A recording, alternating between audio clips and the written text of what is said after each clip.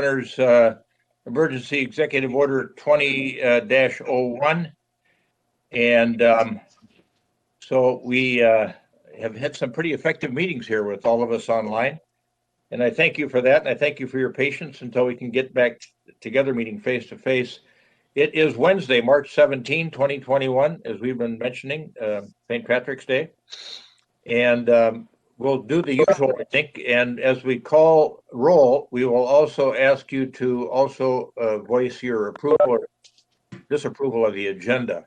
I might first ask, is there anyone who wishes to modify the form of agenda in any way? Okay.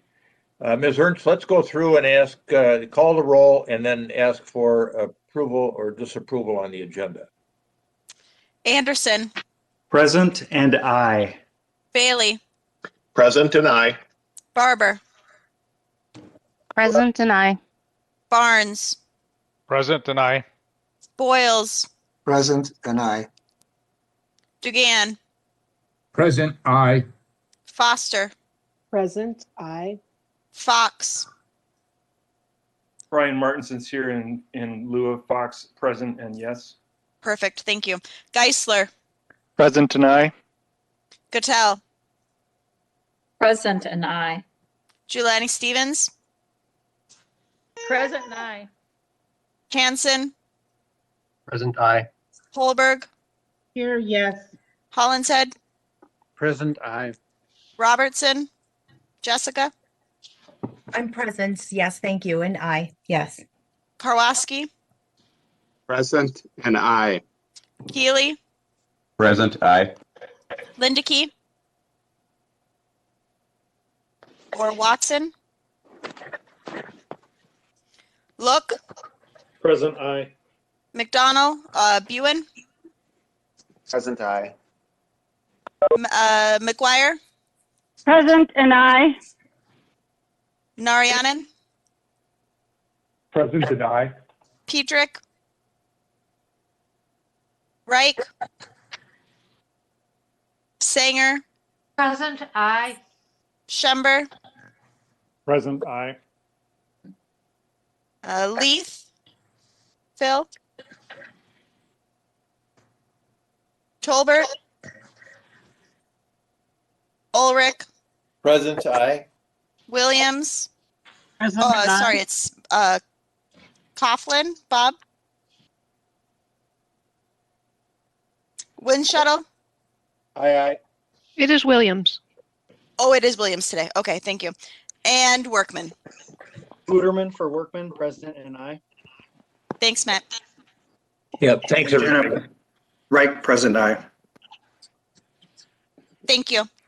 Very good. I thought I saw Bob Coughlin on early. I didn't hear him say he was present. Williams is here today, Chair. Okay, all So right. he is here as well, but Williams will be voting. All right. So thank you, everybody. The agenda is approved. We'll go to reports. And first of all, we've got a couple of new alternates. We've got Jessica Robertson from Blaine, who is an alternate for Julie Jepson. And I see Ms. Robertson on the screen and indicated she was present. And Ms. Robertson, do you want to tell us a little bit about your background, please? Yeah, I would be happy to. Just want to clarify my red hair. I'm not Irish. I'm actually Scottish. So I just wanted to put that out there. I am a fan of St. Patty's Day, however. Yes, Mr. Chair, thank you so much. I am Julie Jepson's alternate. I'm sure her face is quite familiar. I know she enjoys being engaged with this in particular board.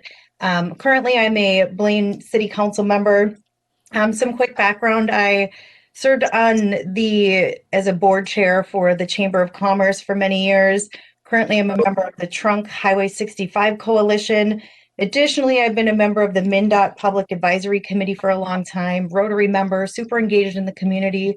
Obviously, you know, I think there's a misconception of what goes on the north of 694, but we have some big transportation issues that we're working on. The city of Blaine in particular is really passionate about transportation and providing the best means of transportation for our residents, whether that's walking, driving, biking, or what have you, busing. So I'm happy to be here and thank you for having me. Yes, thank you. Nice to have you here.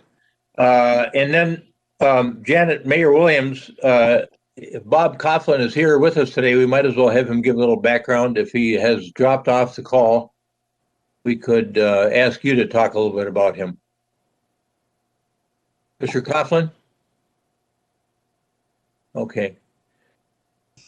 Mayor Williams, you want to talk about your alternate a little bit? Just appointed by Metro City, so he decided to stop in today. He's a member of the Savage City Council and Savage Rotary. He's been active in the 169 Coalition and the Scott County Live, Learn, Earn that works on transportation. Thank you. Okay, thank you, Mayor. Mr. Chair, Yes. whenever someone else is speaking, your video goes to that person and not you. I just wanted to point out that we get you when you're talking, but then your box in the Hollywood Squares changed as to whoever's speaking. I'm not sure I've seen that before in a web video web, but I don't know what setting you've got going, but maybe it's fixed now.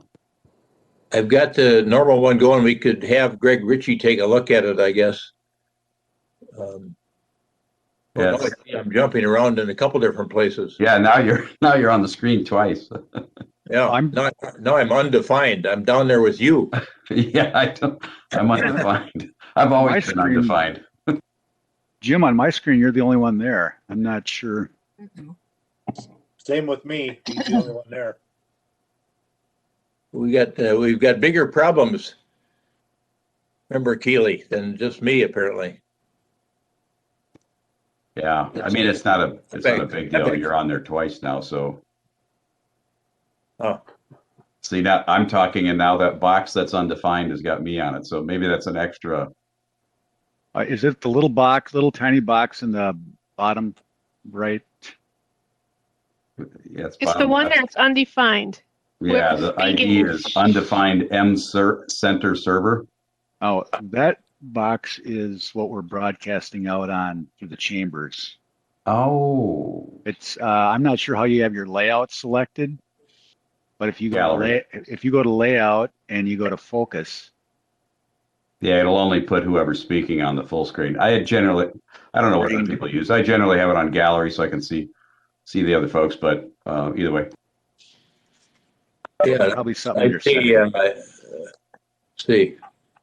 I'm on grid, so I want to stay on grid.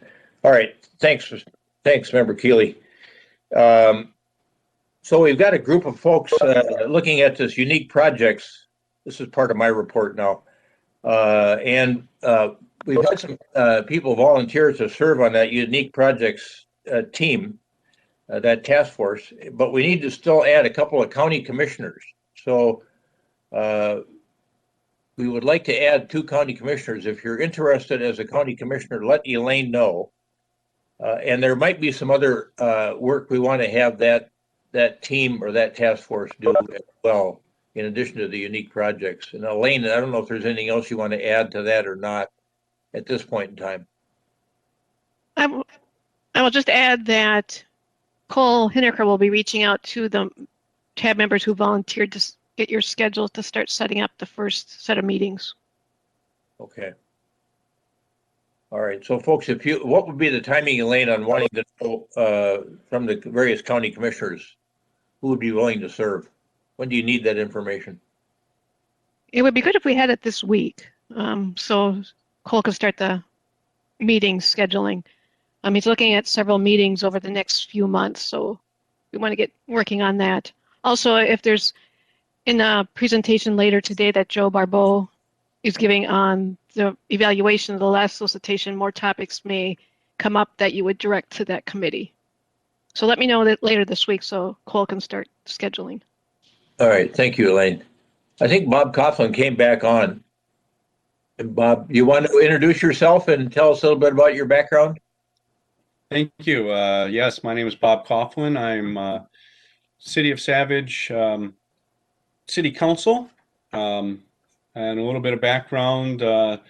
Was on Planning Commission for 11 years. I've been on the City Council now for 3 years. I'm involved on the Scott County Association for Leadership and Efficiency Scale on their Live, Learn, Earn initiative.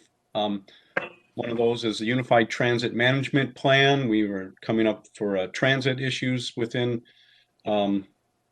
Scott County. I'm on the 169 Coalition Board, involved with transit and transportation across the board. So this fit as a very good fit in with as an alternate for the City of Savage to be on the Transportation Advisory Board. Well, welcome, and we look forward to having you serve on the Transportation Advisory Board in that alternate capacity for Mayor Williams. Thank you for doing that. All right, and that's it for a report for me. We didn't have an exec committee meeting this month, so I think that's the extent of the reporting out that I want to do. Elaine, was there anything else that you wanted to make sure we covered from the chair standpoint? That's all I had.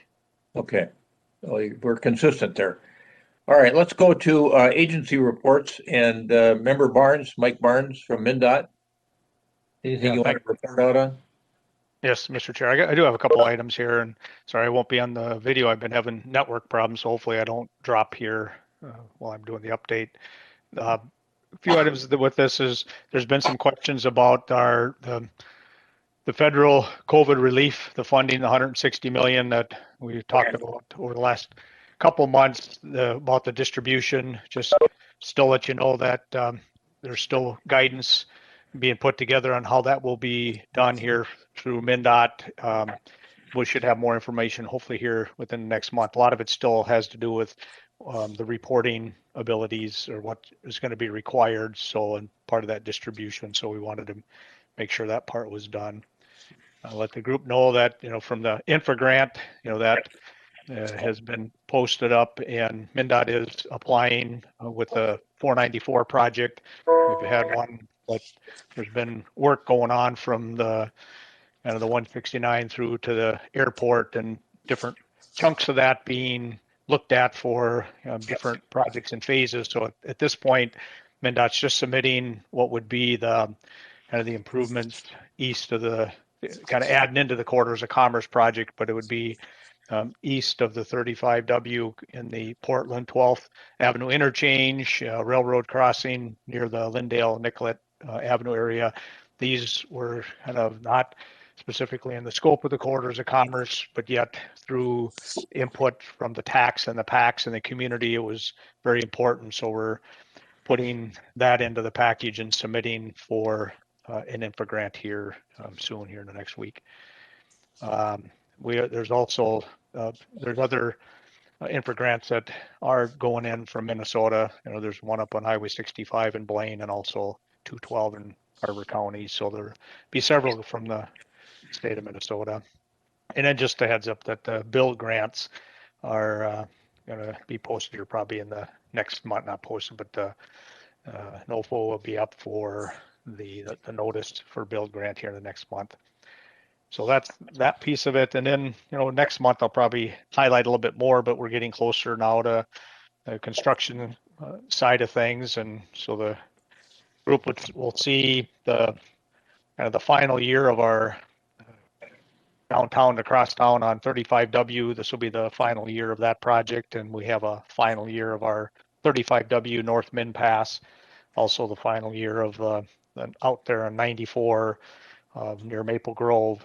And so then a few of the bigger ones that'll come in now is there's some concrete repair work on 35E and 94 area in St. Paul. So that'll have more of the significant impacts for traffic this year out of the bigger projects.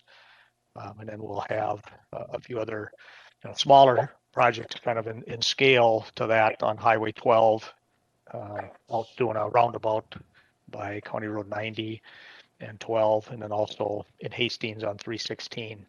We'll also have some weekend closures on 52 by the out in 494 area there. So those are a few, and then again there'll be some postings. We'll have stuff on our website, and we'll have some construction kickoff and some other handouts. But we're hoping to have another good construction year so far. Bids have still continued to come in pretty good, so we're happy with that.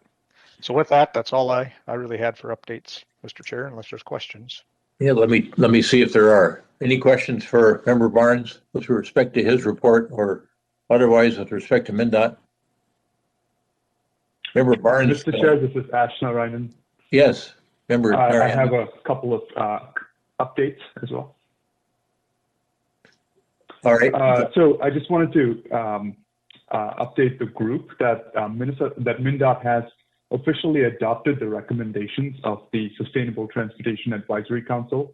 This is a group of legislators, nonprofits, for-profit corporations who are all advising MnDOT on how to reduce carbon emissions from the transportation sector. And I've put. You just went on the mute, Member Narayanan.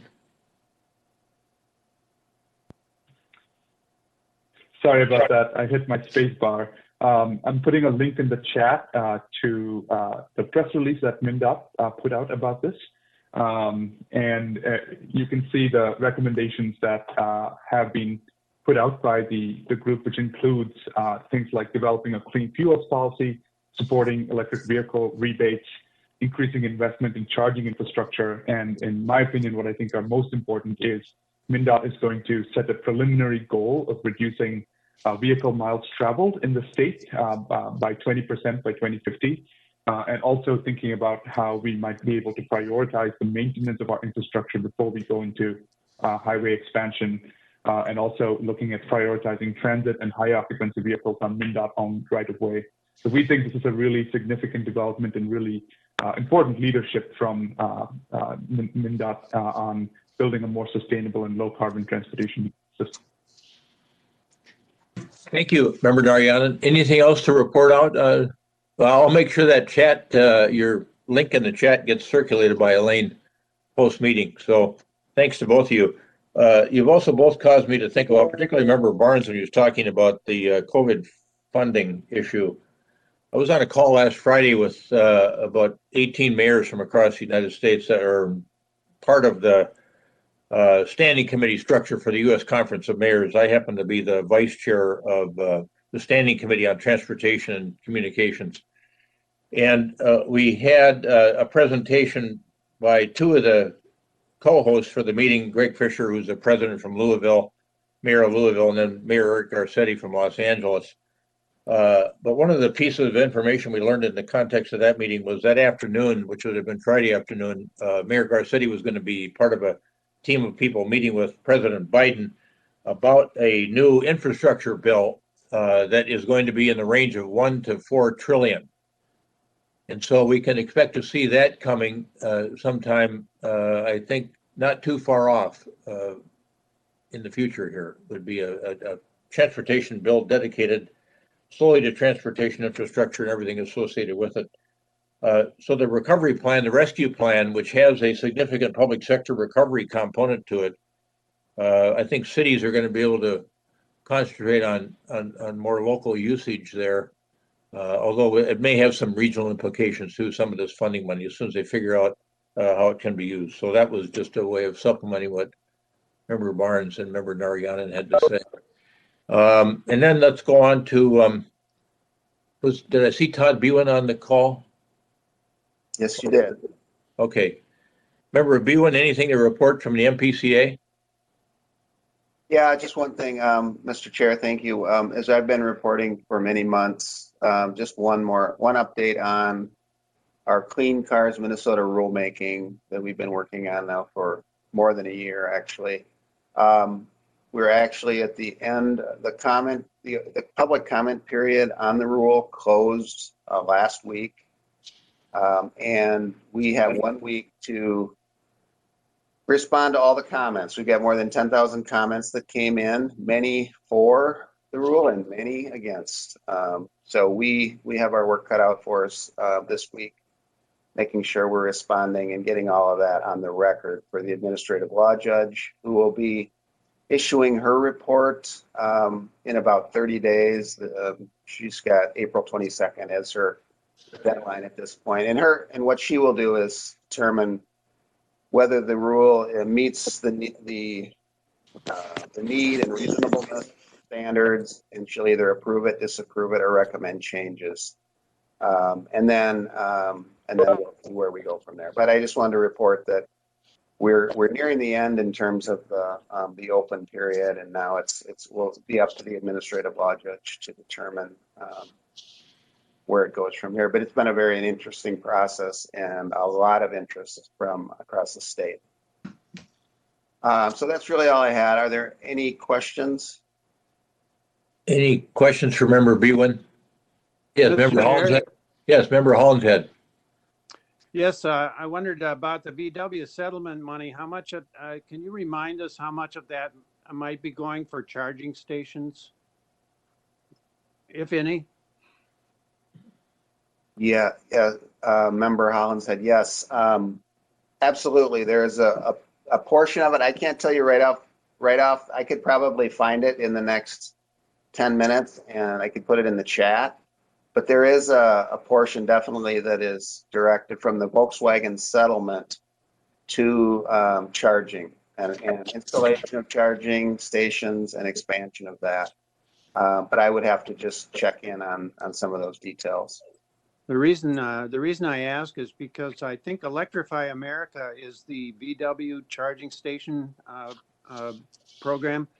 And if you look at the map, those stations stop at the metro area. There's nothing north, nothing west, nothing south. It's only along I-94 east of Wisconsin. So I hope that part of that VW money can go towards charging stations northwest and south in Minnesota. Right. Yeah, Member Holland said, and Mr. Chair, I can say with confidence that we have a corridor system that we've defined in Minnesota that is being built out to the north, to the west, out into the greater Minnesota, and that information is on our website. And again, I can try to find that for you and make it available. Thank you. Yeah, I can get it to Elaine. All right, thank you, gentlemen. Anything further for the MPCA for Member Bwin? Okay, let's move on then to the MAC. Member Crimmins?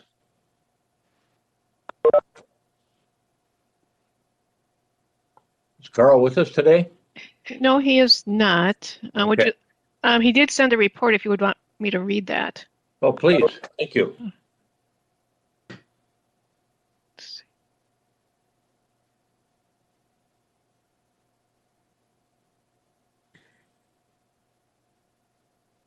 Oh, Carl did send me an email that he was unable to attend because he's getting his second COVID shot. So that's good news. For airport news, TSA reports a high of 26,000 passengers a day through security during the 2021 spring break time.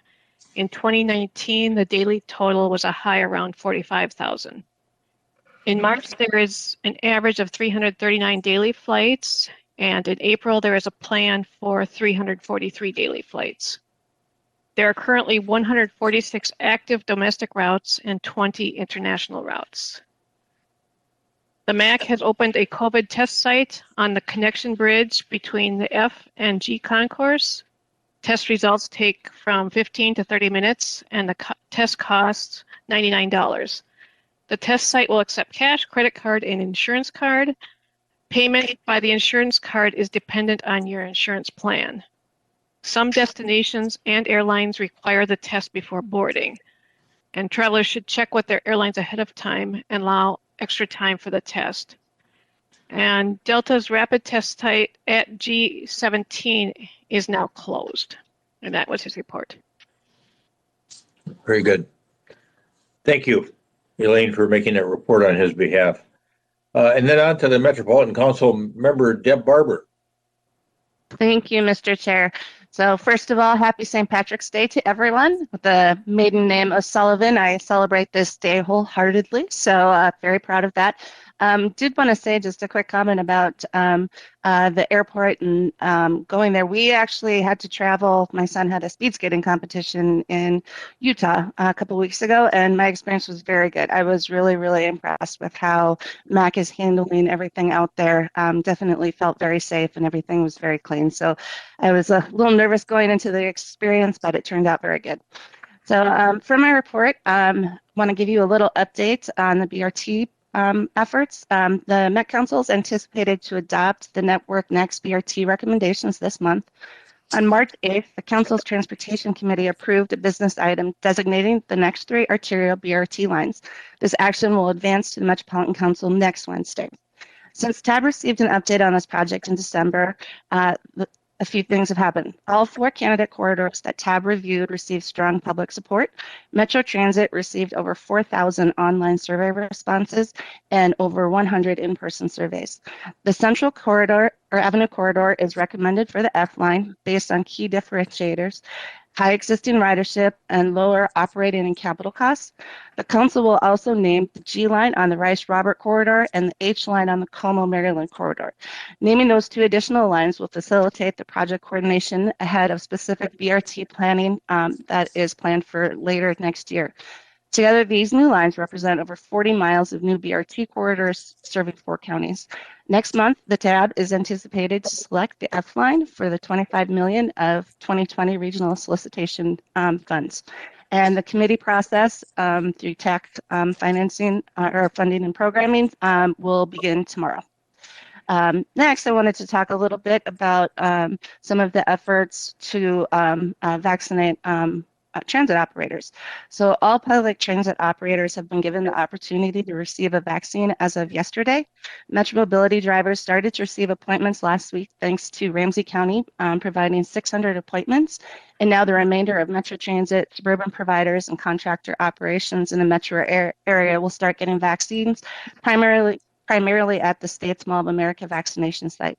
The public transit workers, such as mechanics and customer service staff that support the transit system, will also become eligible very soon. And with that, I'll pause for any questions.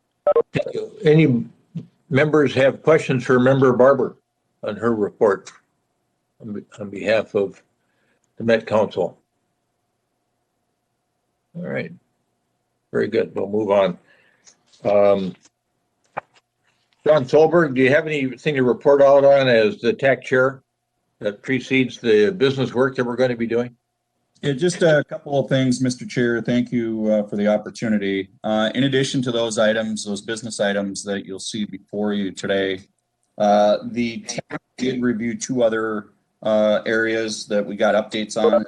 Statewide multimodal transportation plan, which is currently ongoing. For those interested in learning more about the statewide multimodal transportation plan, you can go to minnesotago.org and visit the website. There's many different ways to provide input and or have our staff participate with councils and boards as part of that process. The second item that we had, Mr. Chair, was just an update from council staff on the new process to consider RBTN changes and how that process will move forward in the next couple of months. There will be some additional updates coming forward. And that really concludes my additional comments outside the business items. All right, good. Thank you, Chair Solberg. Any questions for John Solberg from members with regard to his report? Okay, good.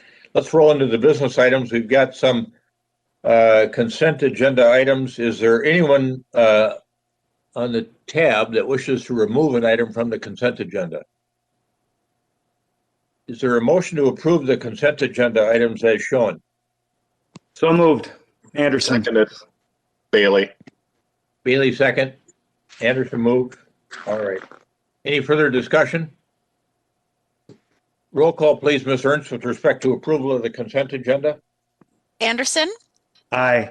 Bailey, Aye. Barber, Aye. Barnes,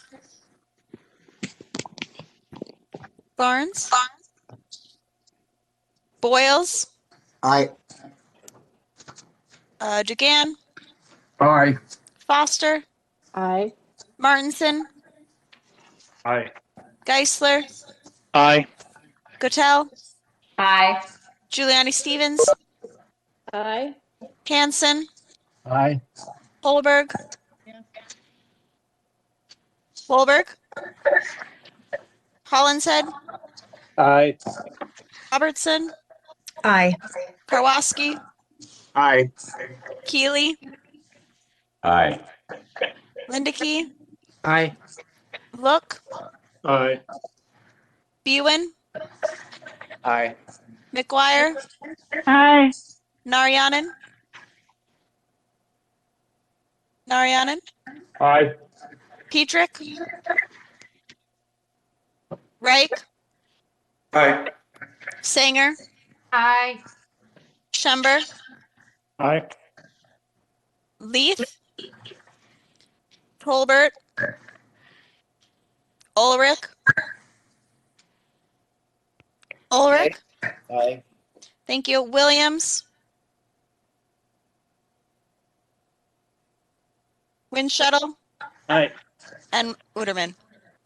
Aye. Very good. Thank you, Ms. Ernst.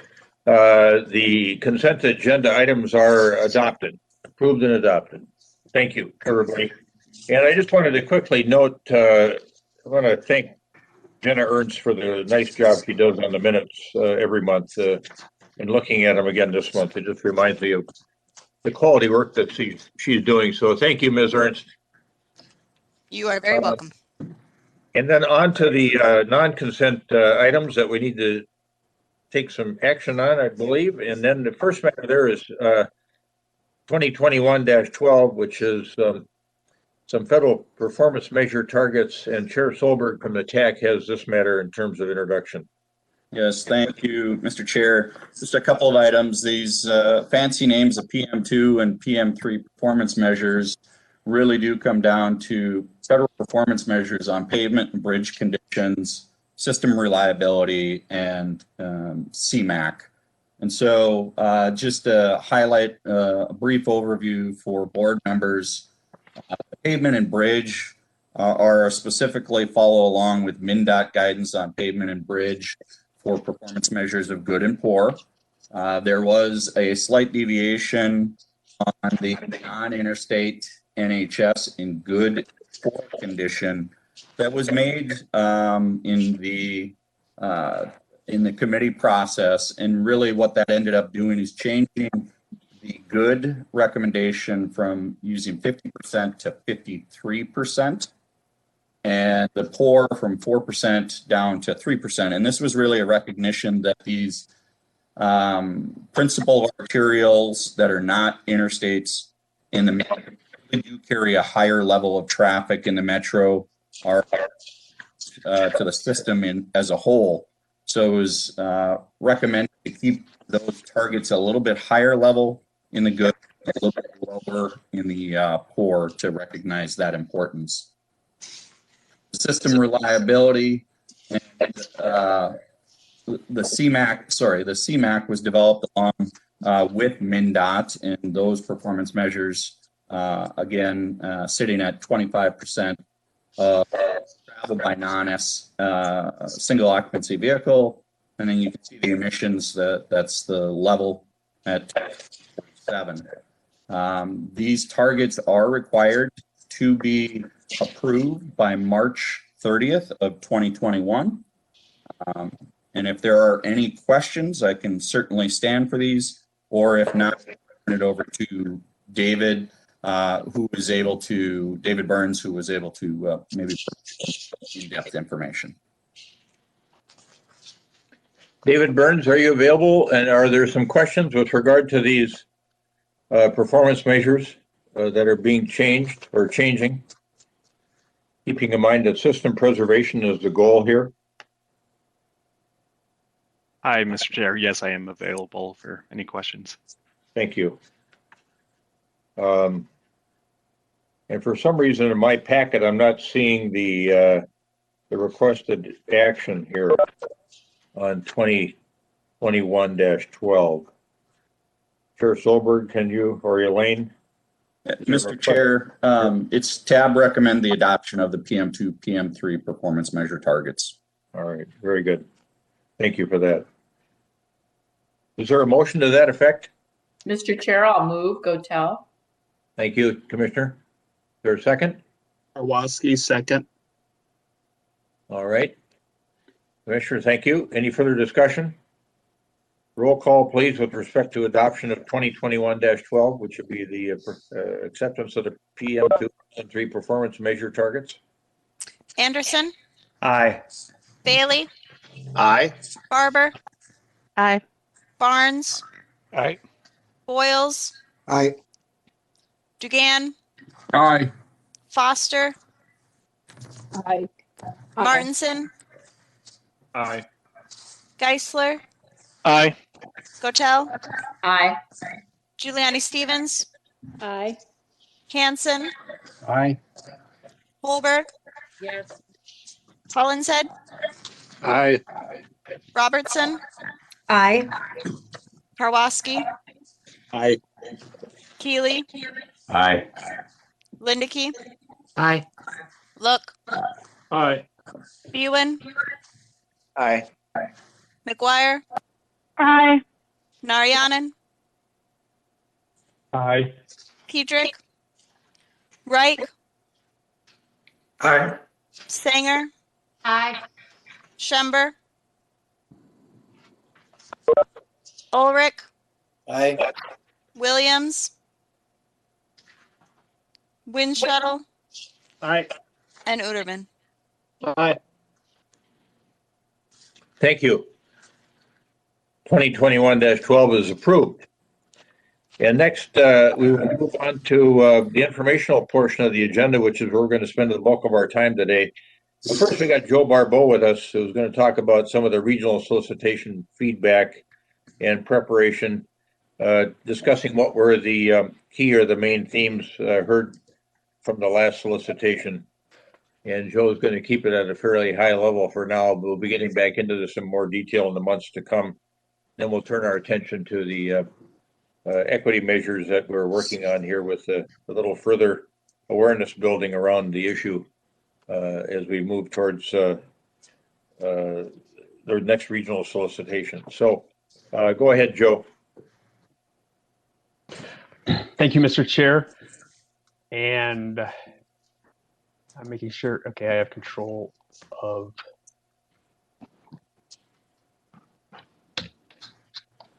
I apologize, I can't figure out how to flip the slides. Well, you're up on the main screen. They're moving now. Okay, somebody did that. Thanks, Greg, probably. All right, so I'm going to talk a little bit about some of the feedback we've had through what I sort of say are more official channels. And as you received, and many people received some surveys after the process of the 2020 regional solicitation concluded, you'll see the responses that we got, and you'll see we sent these surveys to applicants, scorers, funding and programming, and TAC members, and then TAB members. With the exception of scorers, we had fewer responses. The irony is that I would guess that the responses that we did have take up more pages than they have in recent years. A lot of people, particularly in funding and programming and TAC, had some very lengthy responses with a lot of bullets. And so, of course, I've attached, I don't even remember how many pages it is, but all of the responses in full. I know a couple people have provided feedback that they've actually read these and or at least skimmed them pretty nicely.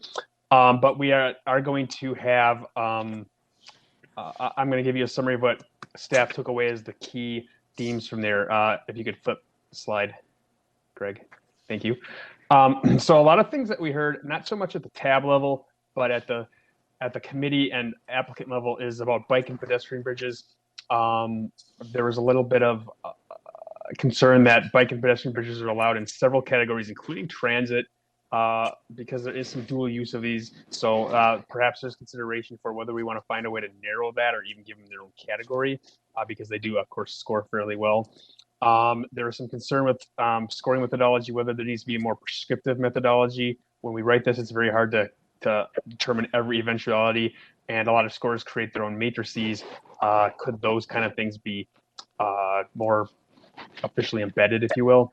Some of the new measures have to be looked at, particularly the housing connectivity measure and a pedestrian safety measure. They were brand new, and scores and applicants struggle with those a little bit. The outlier issue, we've always had outliers as kind of this thing that you know when you see, but somebody did question one of the scores for not using an outlier, and so that kind of opened up a discussion of whether we should define when and how to use those, which could be trickier than it sounds, but that could be looked into. And then general simplification of scoring measures. So we'll go next. The other thing that's attached in today's packet is a sensitivity analysis. And those of you who have been around for a while might remember this starting in 2014. And it's been recreated every year, or every cycle. So I guess this is the fourth one. And what it does is you literally remove every scoring measure from every scoring category, and that tells us the impact that each of those measures had on the scores. And what we're seeing here, I can very quickly state, is very little in the way of surprises. Scoring measures are having roughly the impact that we would expect them to have based on the point values of the measures. There was one, and I don't remember the exact one, but we'll look into it, that for the second straight year, everybody scored the same thing.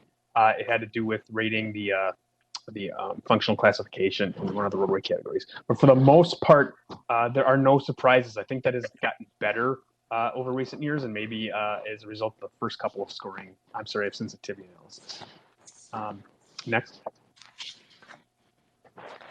So next, we're looking at major issues heading into 2022. I've already talked about this a bit. So, the unique projects, Elaine brought that up earlier, where that was always planned to be an issue at this time, as we're taking some of the money from the 2020 solicitation, distributing it in the next effort. And we were always planning, of course, to talk about how we analyze what projects ought to be funded with that funding. Geographic balance, you might, you might recall at the last, when we approved the projects a few months ago, TAB elected to make sure that each county was funded.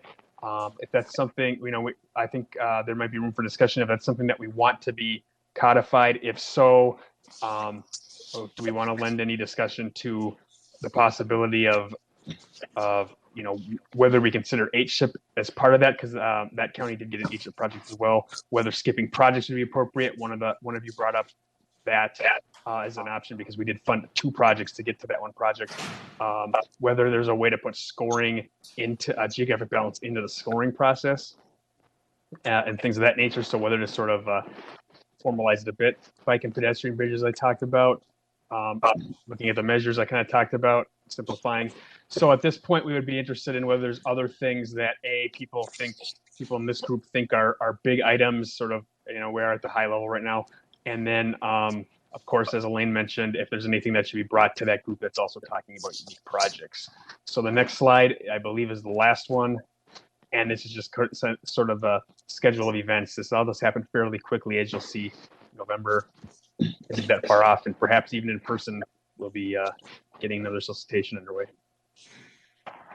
With that, I would stand for questions. Good. Thank you, Joe. Questions for Joe on this overview on the regional solicitation feedback? Joe, yeah, Commissioner McGuire. Thank you. Thank you, Mr. Chair. I don't know where the raise hand button is here. But anyway, thank you, Mr. Chair, and thanks for that great report, Joe. Just curious if you could just expand a little bit more on what it would mean to have a separate category for bike and ped, because we do know that it is included in a number of other projects, transit, roads. Every time we do any of these projects, we do want bike and ped to be considered. So I'm just thinking, how we might, factor for that, as you've been saying. How do we factor for that? But if and determine whether eligibility. I'm just curious where are we going to go with that issue, and are we going to have where would the longer conversation of that be? Because I think it's a good one. Member McGuire and members, so it would be to make sure that we're clear, a bike ped bridge is the discussion here. And to expand on it a little bit more, bike ped bridges were applied for not only in the multi-use trails and bicycle category, but the pedestrian category, the safe routes to school category, and even one of the transit categories, transit modernization. And that one, the rationale there was that it was a bridge between two sides of a highway where that served where there's a park and ride and bus access on either side. So users of transit could use that. But I think there was some concern amongst some of the applicants that there's a lot of places where bike bridges could go. There's not necessarily a ton of clarity where they should go. As far as we're concerned at staff, at this point, it's fairly flexible. And if people don't think that it should be, that could be something to look at. So this kind of came in internal discussion has kind of come up through informal ways about talking about could this be its own category to sort of take some of the pressure off of other types of projects that aren't necessarily competing as well against these bridges. But of course, then the concern becomes that's a lot of categories, and we already have a lot of categories. So that's a concern to weigh it against. And there hasn't been, there hasn't been any true work to approach that kind of solution. Wow. Okay, Mr. Thank you for that, Joe. And thanks for clarifying it's a bike ped bridge. So that's good. I guess I would ask Mr. Chair, it feels like this is something that we could have a longer conversation. Just curious where do we have a full discussion of where we think this should go? Is it right now or when do we do this? Yeah, no, I don't think we'll do that today. I think Joe just wanted to come and give an overview quickly, and then as we get into the work in more detail, we can have this conversation. But I think it would be helpful because Joe's the body of his report is fairly long, including the questionnaire. And the survey results, if you would send out Joe or send over to Elaine, make sure that we make the PowerPoint you had today available to everybody. I think we can put that with your regional solicitation survey results document. At least for me, I like being a more tactile person, I like the hard copy of it so I can reference it when we start into the next regional solicitation work. And Elaine, do you have any other supplemental comment with regard to Commissioner McGuire's inquiry? Well, one thing I was just thinking is, I'll send out this email asking for comments that you would think we would want more discussion on, and we could direct those items to the work group that's been formed for the unique projects, and these are additional topics that they could take on. Thank you. That Commissioner McGuire, that tells me you should volunteer. Thank you, Mr. Chair. I would do it in a second. My schedule is just really crazy the next few months. But I did check with my alternate, Trista Mattis Castillo, and she actually would love to be on it. So I don't know what the rules are on that, but I would give up my spot on tap for her to be on the unique projects because she would be a great representative, I think, to be on that committee. And I see there's other issues here that, the connection to affordable housing, pedestrian safety. These are all great issues. I would love to talk about them in unique projects, but I can't. So. All right. Well, let's. I think you volunteering her is really a wonderful way to do it, isn't it? I mean, she's not even here to defend herself. I did check with her. She said it was okay. Oh yeah. And if I can, I'm sorry. If I can add on, we did get 4 other volunteers from the county, so it might be possible, depending on the topic, which ones they'd be interested on that work group. We could take all 5 names, and they can attend the ones that they're interested in. Okay, good. Well, I'm pleased we've got so many county commissioners that are interested in serving. So it's an embarrassment of riches here all of a sudden. You ask and everybody, in true Minnesota fashion, everybody jumps forward. So thank you for that. All right. Mr. Chair? Yes. This is Anger. I have another topic I would like to put on the table for regional solicitation discussion. And that is at the risk of opening a large can of worms. I will say for myself that I have never been comfortable with the way that we measure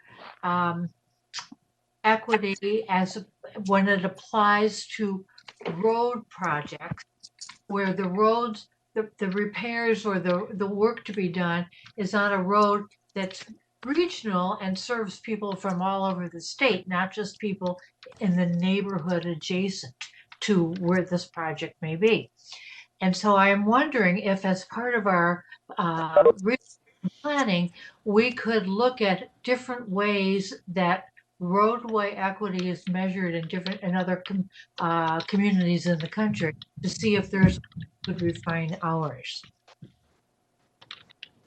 Yeah, I think it's certainly something we can discuss in that small group. Yeah, thank Member Sanger for that. And then I think Member Geisler had his hand up too. Yes, thank you, Mr. Chair. Mr. Rebel, it's a perennial conversation. I just noticed it through the comments here. There was a conversation about minimums and maximums again, some specific, some general. Is that on the list to be looked at as well? Mr. Geisler, do you mean minimum and maximum federal awards? Yeah, funding amounts, yes. Okay. You're right. There are always some comments on that. It hasn't really risen to the sort of top amongst staff, and maybe it is that to an extent we've been desensitized, but it certainly is something that could be brought up whether the $10 million maximum for roadway expansion worked or not, or whether there's any other things that are that could be examined. But it hasn't. So just because it hasn't come up in a big way for us doesn't mean it can't come up. Great, thank you. Okay. So, yeah, Elaine, go ahead. I would add on to that. That is one of the items that TAB will be voting on, along with the modal split, the ranges of funding per the categories, maximum minimums. These are each of the decisions that TAB does make before it goes out to public comment. So even though it wasn't identified, this would be one of the action items you would look at and discuss at that time and make changes if needed. All right. I see this little task force being put together for unique projects. It's growing like Topsy in terms of its responsibilities here. All right, very good. Well, thank you for your patience around this issue, because I wanted to make sure that we had enough time to continue our discussion around transportation equity and this whole concept of racial justice. What does it mean in the context of transportation infrastructure and the funding that we do for projects? We've gotten some great help, I think, from Met Council staff on kind of shaping the conversation. And so today we've got two speakers with us, and Heidi Schulberg, I think, is with us to introduce the speakers. Heidi, are you with us? Yes. Okay. I'm here, and I think, Greg, if you have the slide that Elaine sent to you. I just wanted to revisit a slide. There should be one on ground rules. I just wanted to revisit the slide that Roderick Southall had in his presentation to you last month on racial equity about ground rules. Probably just carry this through the conversation just to kind of help transition out of that business mode into kind of a little bit different mindset. The first one of the four that you had last month for the discussions were just to be fully present as much as you can. You know that can be a challenge during online meetings. The second one is listen with an open mind, and of course any disagreements, please be done with respect. The third is recognizing that some of these topics may take you out of your comfort zone, and that's really okay. You might feel uncomfortable at times when we're talking about this, but that really kind of comes along with learning anything new, whether it was riding a bike when you were younger, to talking more about race and equity today in our policy and planning work. And then the fourth one was to be curious and ask questions of our presenters and each other. And so I did just want to check in with the group to see if there were any others that you wanted to add to that and kind of reaffirm these are okay to the group going forward. Members satisfied with the ground rules? And yeah, I think we all recognize when he made that presentation, and he did himself, Roderick, that on bullet point number 2, he wanted that to say disagree respectfully. Yeah, sorry, I apologize. I missed fixing that. But So if we're all good with that, I'll go ahead and introduce our presenters. And first, I'd just like to thank our 3 presenters for their time today and their willingness to share their work with TAB. So you'll be hearing 2 presentations today that we hope will kind of help show how the conversation about equity is evolving. So the first one is on the role of whiteness in racial equity in planning, and is maybe a little bit different perspective from what you might have heard at different times and talk about racial equity. And it's coming from one of our partners in the Twin Cities community who also works at the national level. And then the second presentation that you will hear is on rethinking areas of concentrated poverty. To those of you that have been at the council for a while have heard that term and heard that term kind of evolve through our work as well. So I'm going to introduce all 3 presenters now so that after the first presentation and discussion, you can move right into the second one. So your first presentation today is from Edward Getz, who is a professor of urban and regional planning at the Humphrey School of Public Affairs and is also the director of the Center for Urban and Regional Affairs, CURA, at the University of Minnesota here in the Twin Cities. His research focuses on issues of race and poverty and how they affect housing planning and implementation.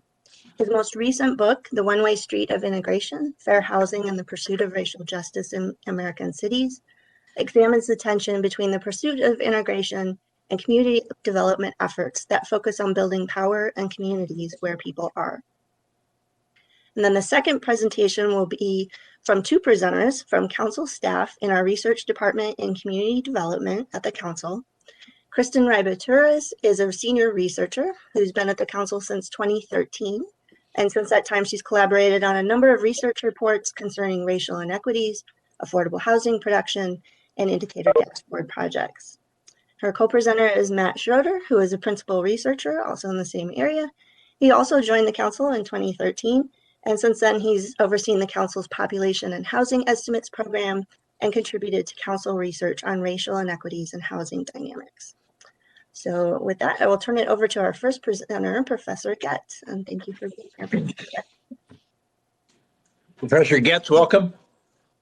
It's nice of you to accept the invitation, and you're still on mute.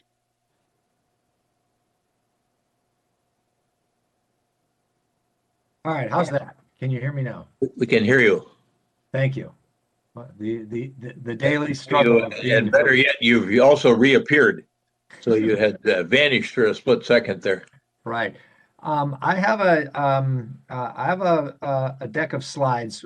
Do I share that on my screen, or will that be operated separately? Greg, are you going to operate Professor Getz's slides? They should be up now. Okay, great. Thank you. Yeah, just say next slide when you want to move on. All right, we'll do. So, okay, let's start with next slide. So what I want to talk about today is this concept of whiteness. And my main point is that when urban planners and when public policy makers talk about race and they do that, we do that very frequently. We often conceptualize race as being a problem of or a problem for people of color, and that whites are somehow outside of that conversation in terms of being a subject of racial issues. And so, my first point is simply that although we deal with race frequently, we deal with whiteness very infrequently, simply because of the way we have conceptualized race as being those conditions that are related to persons of color. Next slide, please. Or click. Yeah, thank you. So, for example, we historians and politicians have talked about the Negro problem in the 20th century. There was apparently no white problem; it was just a Negro problem. Although I think that that depends on one's perspective for a great deal of validity. I think we talk about the urban ghetto of the mid-20th century as another racial problem that we have. And we're going to have another talk after mine about the current obsession with racially concentrated areas of poverty. Again, these are simply examples of how, when we think about race, we tend to center the experiences of people of color. When we talk about, next slide, please. Another example is when we talk about residential segregation in the U.S. I think that in most cases, when we talk about segregated neighborhoods, what comes to mind are all Black neighborhoods or Hispanic neighborhoods. When in fact, in the United States, the racial group that is most highly segregated are whites.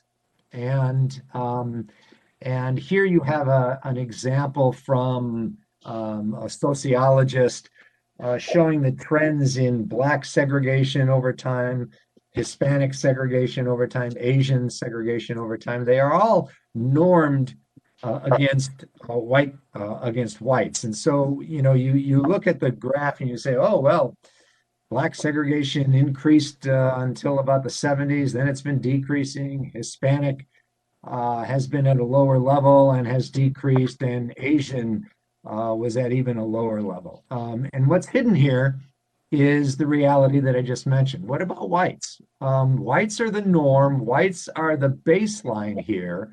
But in many respects, whites don't appear on this graph, right? The idea that white segregation is obscured by this kind of presentation of the data.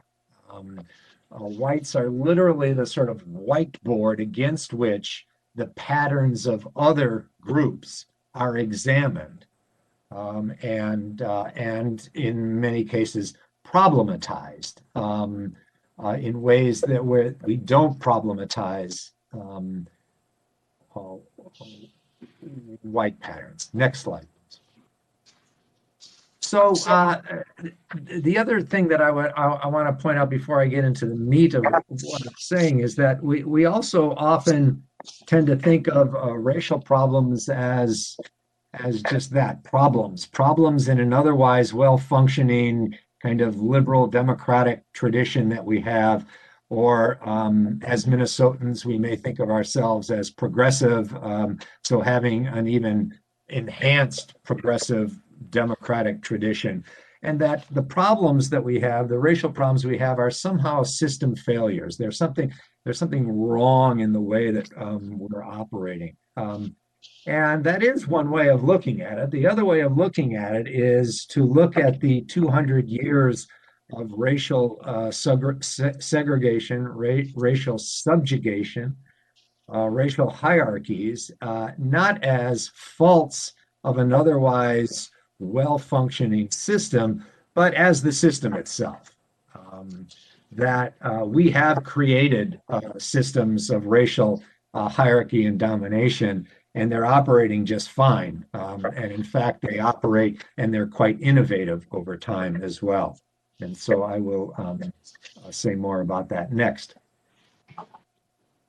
What this then introduces is that perhaps this phrase of white supremacy, which for many years has been applied only to the thoughts, the attitudes, and the behaviors of extremists, white nationalists or neo-Nazi groups, that white supremacy is somehow outside the political and social mainstream, that instead it might be more fruitful to think of that more broadly as a socio-political system that is every bit as endemic to our life as capitalism and patriarchy as forms of domination.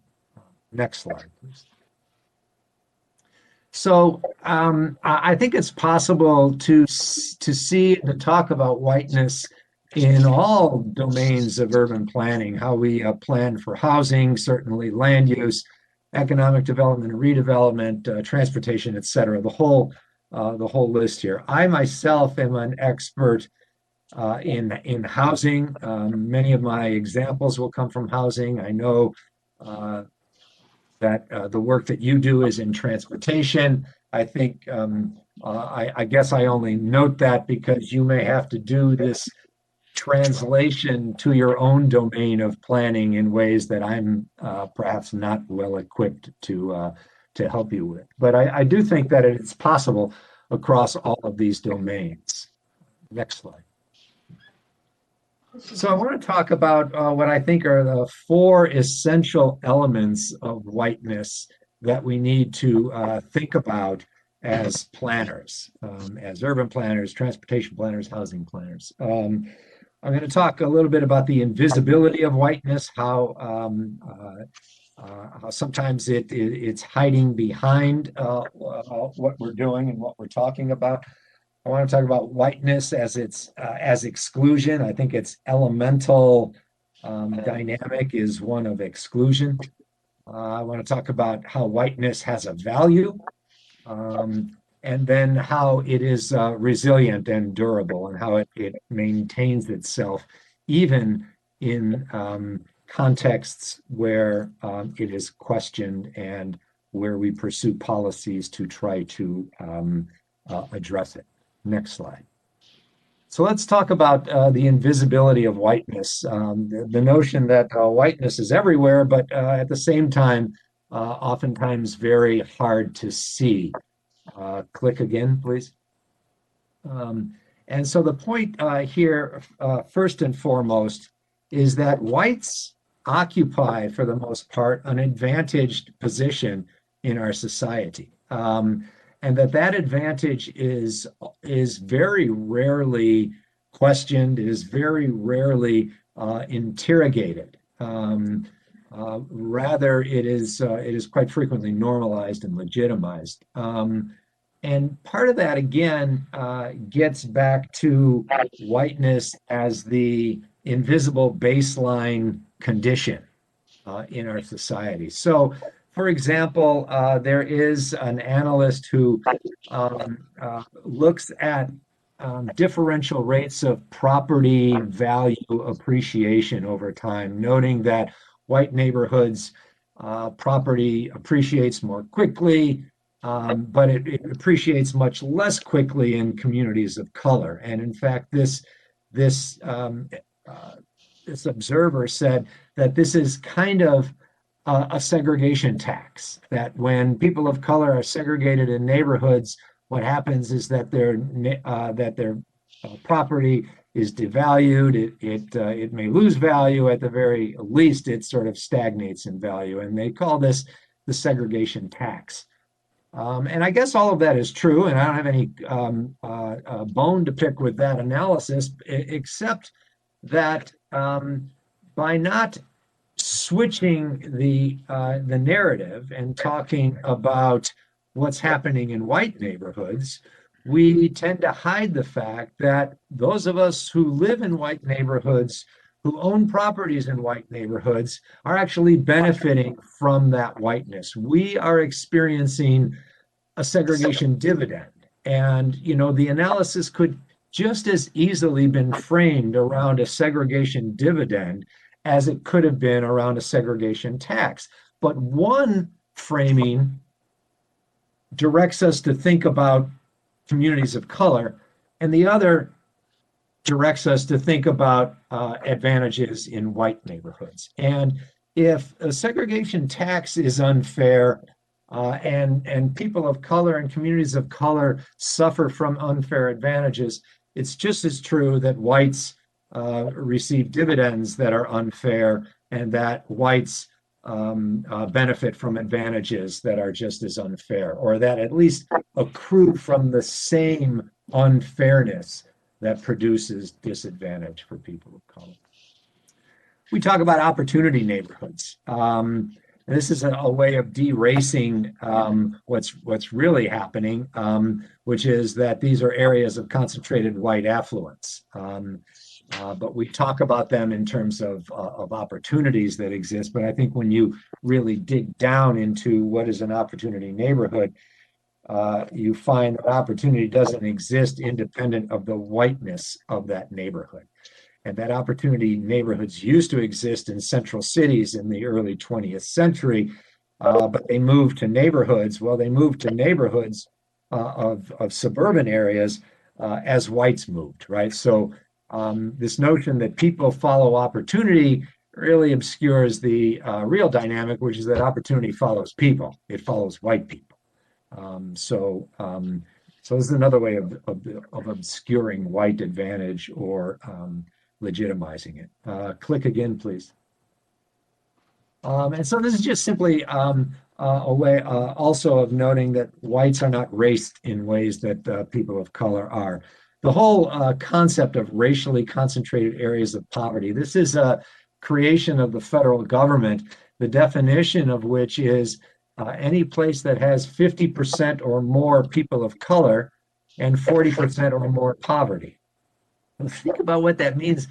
Their definition of racially concentrated is a place that has 51% people of color.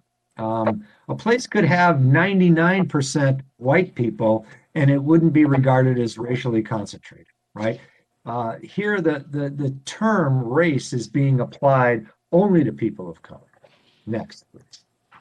I've already made this point that it's the unexamined normative baseline. Next, please. I think what I want to add, and sort of before I go to the next point, is that this invisibility of whiteness also refers to the fact that, whites don't actively think of themselves as a racial group operating in a kind of uniform manner.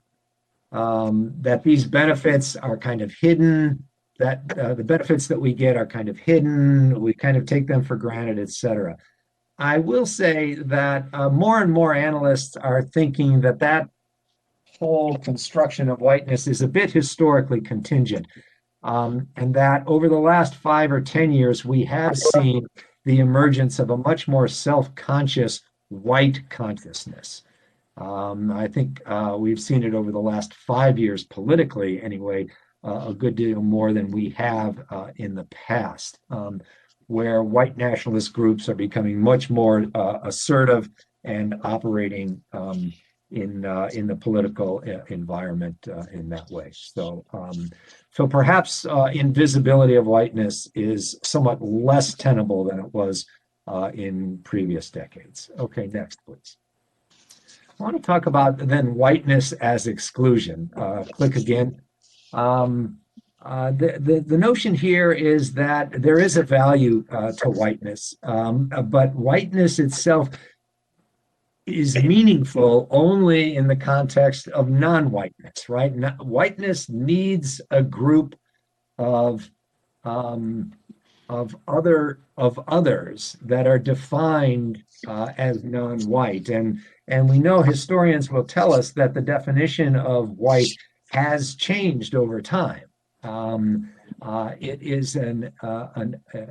is a category that creates access for some and excludes access to others. And so there's a way of looking at residential segregation as a way of hoarding the opportunities in certain neighborhoods and excluding others from those neighborhoods. Click again, please.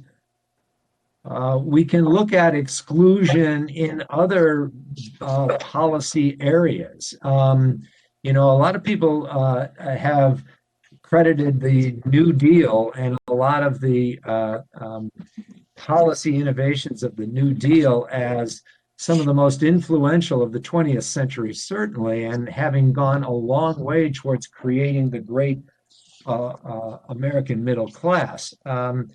But this obscures the fact that the New Deal was passed and implemented in ways that directed most of the benefits to whites. The GI Bill of Rights was implemented in ways that excluded Black GIs. Labor rights were extended to certain labor categories, certain categories of work that excluded domestic servants and farm workers, two industrial sectors where whites did not dominate. And you can certainly look at the mortgage insurance of the Federal Housing Administration, also part of the New Deal, that benefits that were extended to whites and excluded African Americans for the better part of 25 years. These were seminal policy advancements of the 20th century that helped working people significantly, that excluded blacks, systematically excluded Hispanics, somewhat less systematically, but still. Next slide, or click again. There are other ways that we can look at whiteness as exclusion. Certainly, exclusionary zoning. For several decades of the 20th century, there was such a thing as racial zoning. Literally zoning ordinances that mandated where certain groups could or could not live. We can look at redlining not as a way of producing segregation, but as a way of excluding benefits from some neighborhoods, right? Redlining is about where loans should be and could be made, or where insurance could be extended, and where it really shouldn't be. And then we can think of sundown towns, which were literally places where blacks were not welcome at night, places of exclusion, sort of total exclusion. Edina, Minnesota was a sundown town. Austin, Minnesota was a sundown town as well. So there's a local history of that. Click again, please. The third major element of whiteness that I think is worth noting is, and I've alluded to it already, is the value of whiteness. One observer talked about whiteness as a very efficiently functioning racial cartel that monopolizes economic advantages and social advantages. Click. And click again, please. So what we mean here is that if you would click again, that whiteness it carries with it advantages, and those advantages are capitalized. We capitalize on them fairly frequently. Whites get mortgage loans at better rates than do people of color. Lower income whites are actually declined for loans at rates that are lower than higher income blacks and more highly educated blacks. This lending gap creates a home ownership gap. It contributes to an education gap. We have an incarceration gap. All of these create a racial wealth gap in which the typical white family has a net value many times greater than that of Black families and Hispanic families. There is a value to belonging of whiteness, and that there are benefits that accrue to people because of their whiteness. Click again.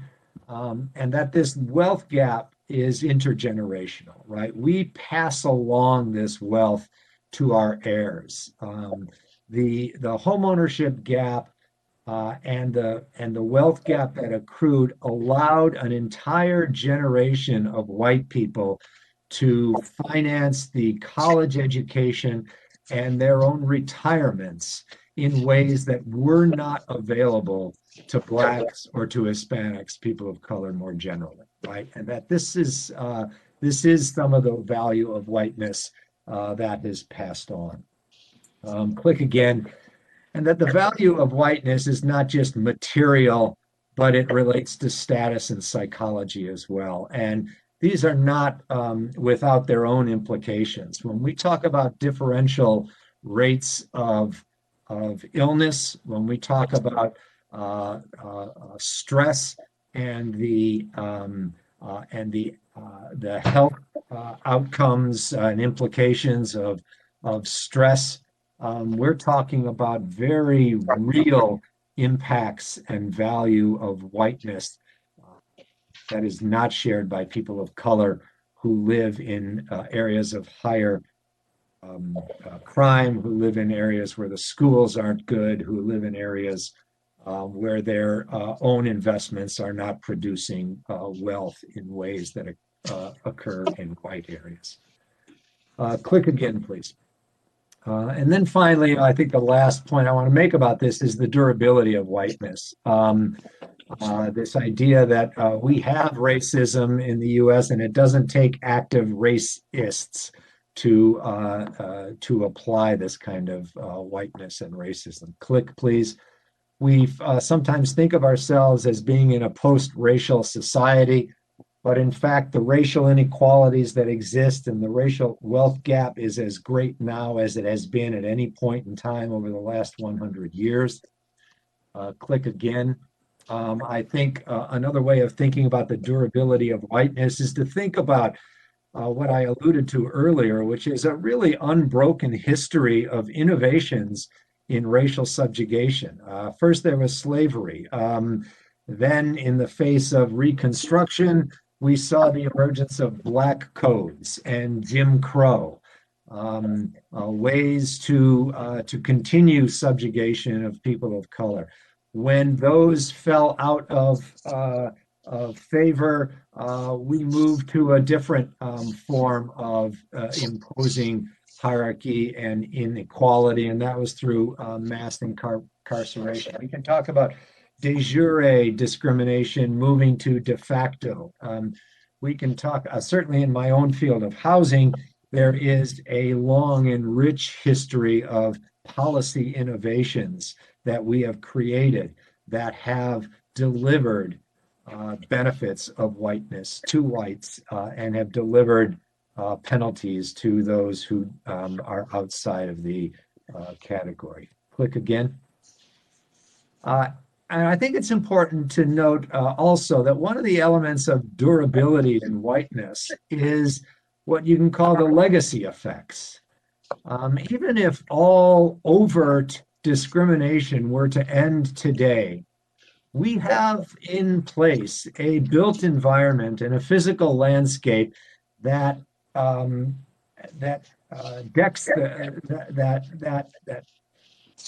really creates disadvantage, even if we apply no further discrimination in our actions. Click again. What I'm talking about is having discriminated for a couple hundred years and having created urban landscapes that are really distinctly unfair. If we were to now shift to rational ideas of planning and housing and transportation planning and say, we're going to take race out of it, right? We're just going to talk about the cost effectiveness of where we place stations in a light rail line, or if we no longer want to discriminate in housing. The fact of the matter is that the application of those rational planning tools on top of a biased landscape really does reproduce and reinforce original patterns of discrimination. You will end up with racially impactful and disparate outcomes simply through the pursuit of rational planning from this point forward. Next slide. Finally, I want to finish with notions of how people are thinking about reparative approaches. If you buy what I have been talking about and think about how to go forward, I think there are three different ways to think about this. The first is a recognition approach to reparations. The acceptance of difference, the idea that people of color don't necessarily and shouldn't have to move to white neighborhoods to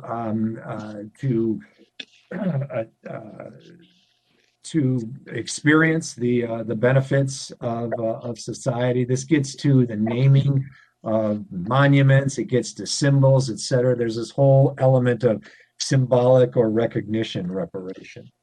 Click again, please. A second dimension of reparative approaches has to do with distribution of material benefits. So distributive approaches might make us think about how we repair that wealth gap that's in place, how we can think about the distribution of material benefits in society and how that might be different if we were to take into account a more explicit racial equity lens. And then click again. And then we can think about capabilities, sort of our institutional realm, our political realm. What are the continuing institutional constraints that are in place, and how might we repair those in order to assure full inclusion in the political process, in the policymaking process, how we can extend political power fully and democracy fully across all of the realms of social and ethnic and racial life. And so that I think ends my presentation. I know I went through it quickly, and there's plenty to talk about. But I know we have another presentation to hear as well, and so I will defer to them or to the moderator. I don't know what's going to happen. Yeah, Professor Getz, let me find out. This is Jim Hovland. Let me find out how they want to. The staff wants to do this, but I suspect they want to have the other presentation first and then have questions. But let me check. And Heidi, what were your thoughts? Ask Professor Getz questions now, or hold questions until the end. We can. I think it's up to the pleasure of the group. Either way, if you want to ask questions now, they're a little bit different presentations, so it might make more sense to do the questions now for his presentation. Let's take some questions now, and then Professor Getz, are you going to be able to stay with us for a while? Yes, I will. Yes. All right, thank you. And Member Hollinshead. Yes, I always ask this question. I've had the good fortune to have several of these presentations, different boards that I've been on, different organizations that I've been involved with. I agree with what's been presented, but here's my question, which I don't want to be misinterpreted. How do you get buy-in from whites who have a lot of economic hardship right now, and in a society which refuses to address income inequality, so that there's a lot of bitterness upward, as well as perhaps racism across ethnic groups from whites directed at other ethnic groups?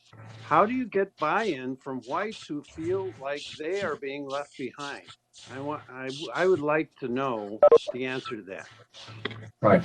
Thank you for that question. And I agree with you. I'd like to know the answer to that as well.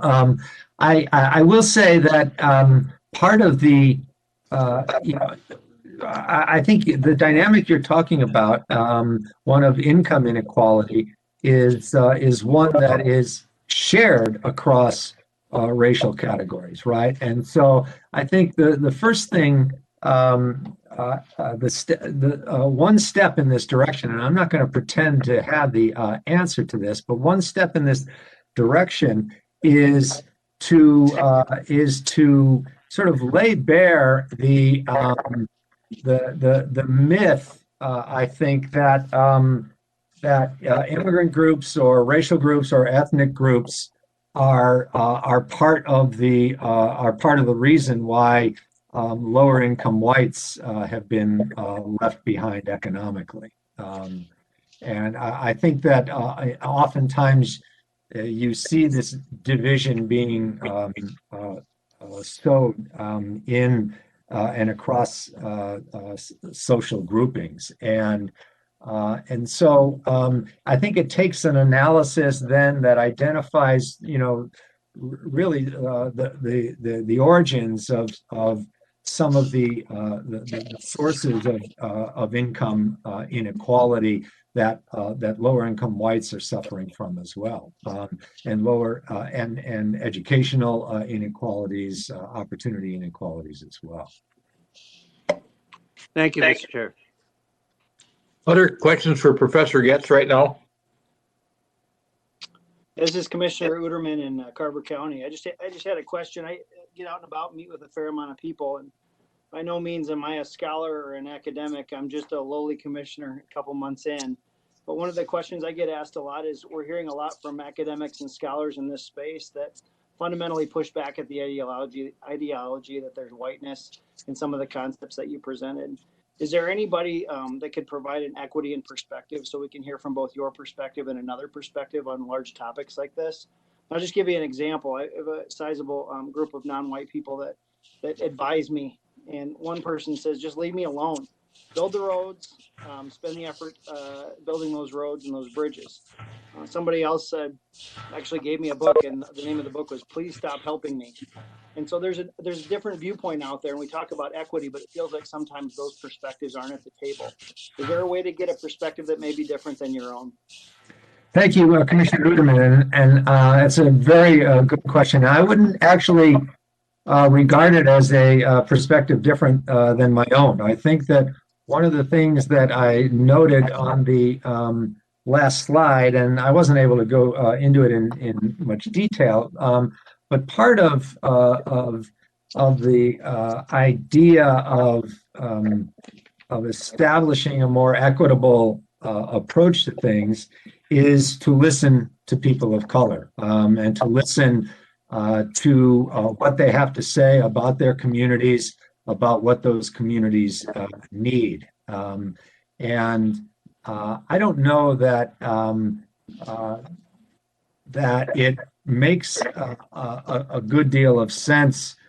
I mean, I think one of the things that you were alluding to is the kind of white savior complex that we're going to go in and help and fix these things. I think that a large part of this perspective that I'm trying to provide has to do with rethinking the way we do our politics, and that does mean listening to communities of color in ways that we don't that we haven't necessarily in the past.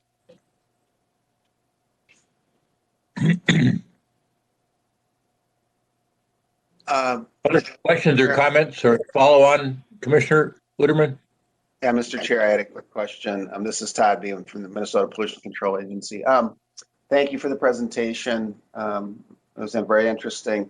I just had a question about the reparative approaches. It seems to me, I'm wondering if you have any data or information about the generational differences in, and perhaps willingness or openness to entertaining reparative approaches. You know, those that maybe are in their 20s and 30s versus those that are, you know, like myself, 50s, 60s, 70s. Do you have any data on that or information on generational differences in sort of openness to those approaches? I really don't. I don't. I do know that, you know, the conversation about reparative approaches has reemerged over the last several years. I think that for most of my career, reparations was a kind of academic idea, really only, and something that people talked about theoretically, et cetera. I think it's talked about much more frequently, and it's a much broader idea now than existed before, in the sense of, I don't think many people are talking about these large scale reparations to entire communities, but they are thinking more in a more limited, more practical manner about ways we go about doing business that could, where we think more clearly, consciously about where benefits are heading, and thinking about directing those. Mayor Hovland? Yes, Member Sanger. Yes. My question to Dr. Getz, first of all, thank you. Very interesting presentation. My question goes to institutional bureaucratic implementation of policies that have. Cutting out. Okay. My question goes to bureaucratic implementation of policies that have the impact of racial negative implications for a number of racial groups, and what has to happen to get bureaucracies to acknowledge and modify what they are doing. And I am particularly so glad to see on your slide that you used as an example of FTA's cost-effective index, which I will say I personally observed the racial impact of that in the quote-unquote planning process for Southwest Light Rail Transit here. And so how do you go about getting FTA to acknowledge the racial implications, much change them? And the same would be true for other bureaucracies where they may not have the intent to discriminate, but the impact is to discriminate. All right, thank you very much for that question. And I think this question certainly of implementation is one that I is a good one, and one that I get most often, in the sense of how do you make this real for the way planners do their work. And I want to sort of begin my response by noting that I don't think anyone who adopts this analysis has the illusion that this is going to happen quickly or easily, and that it really will take small but continuous steps in these directions. And so, there are some things that agencies are doing already, or racial impact analysis is something that some people and some communities are pursuing, or disparity analyses, or thinking about just being more open and transparent about trying to analyze where benefits will be going in the kinds of policies and planning decisions being made. And so, to your specific question or example, I think it's going to take years of advocacy on the part of planners to introduce this kind of idea of a racial impact or disparity analysis, and before bureaucracies or agencies are going to adopt it. I think that oftentimes the actions of planners, the actions of communities themselves are able to turn the tide of bureaucratic rulemaking. And we had an example of that on the Green Line in the Twin Cities, and I think that's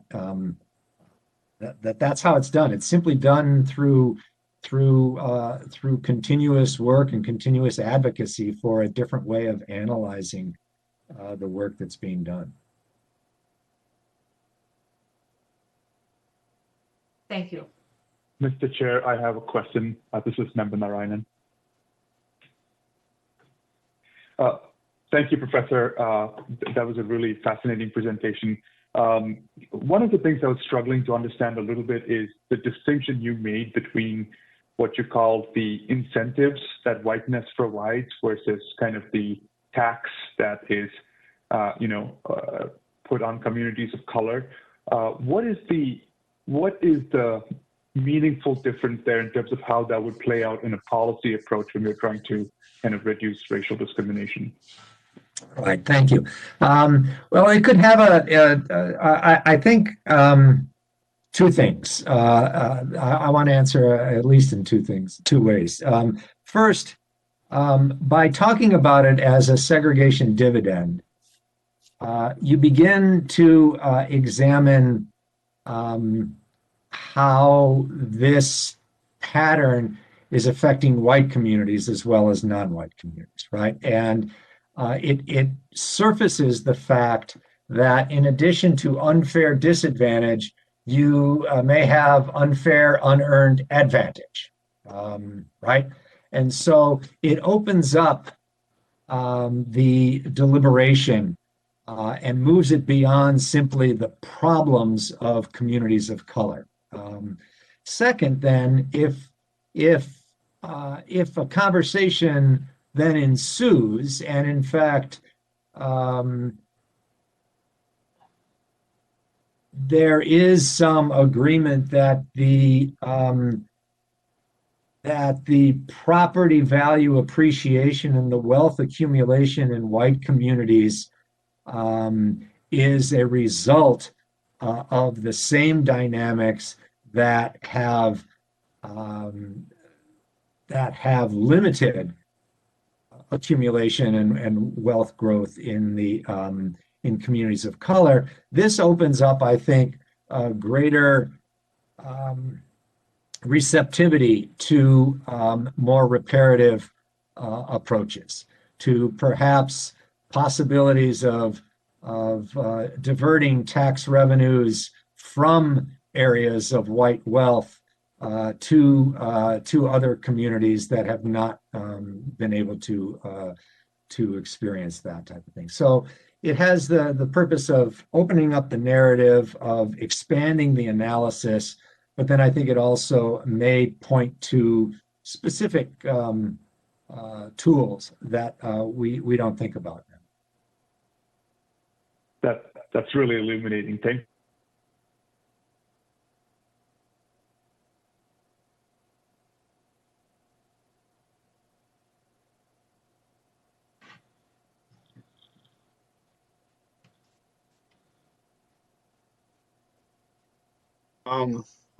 Mr. Chair, I'd like to maybe get the professor's point of view. Sure, Commissioner. If there's the presentation is so if we have a Caucasian audience or policymakers, that I'm wondering on the approach. I'm not disputing, that there's wealth in these white areas and, maybe there's things that need to be addressed, but I'm just wondering on if, I almost have to develop an approach that's successful with these white Caucasian areas rather than almost a sense of shaming these areas. So, the delivery, it's pretty harsh, your approach. And I think, if you want to win over people, I think we got to educate more. So Right. I'm just wondering your thoughts.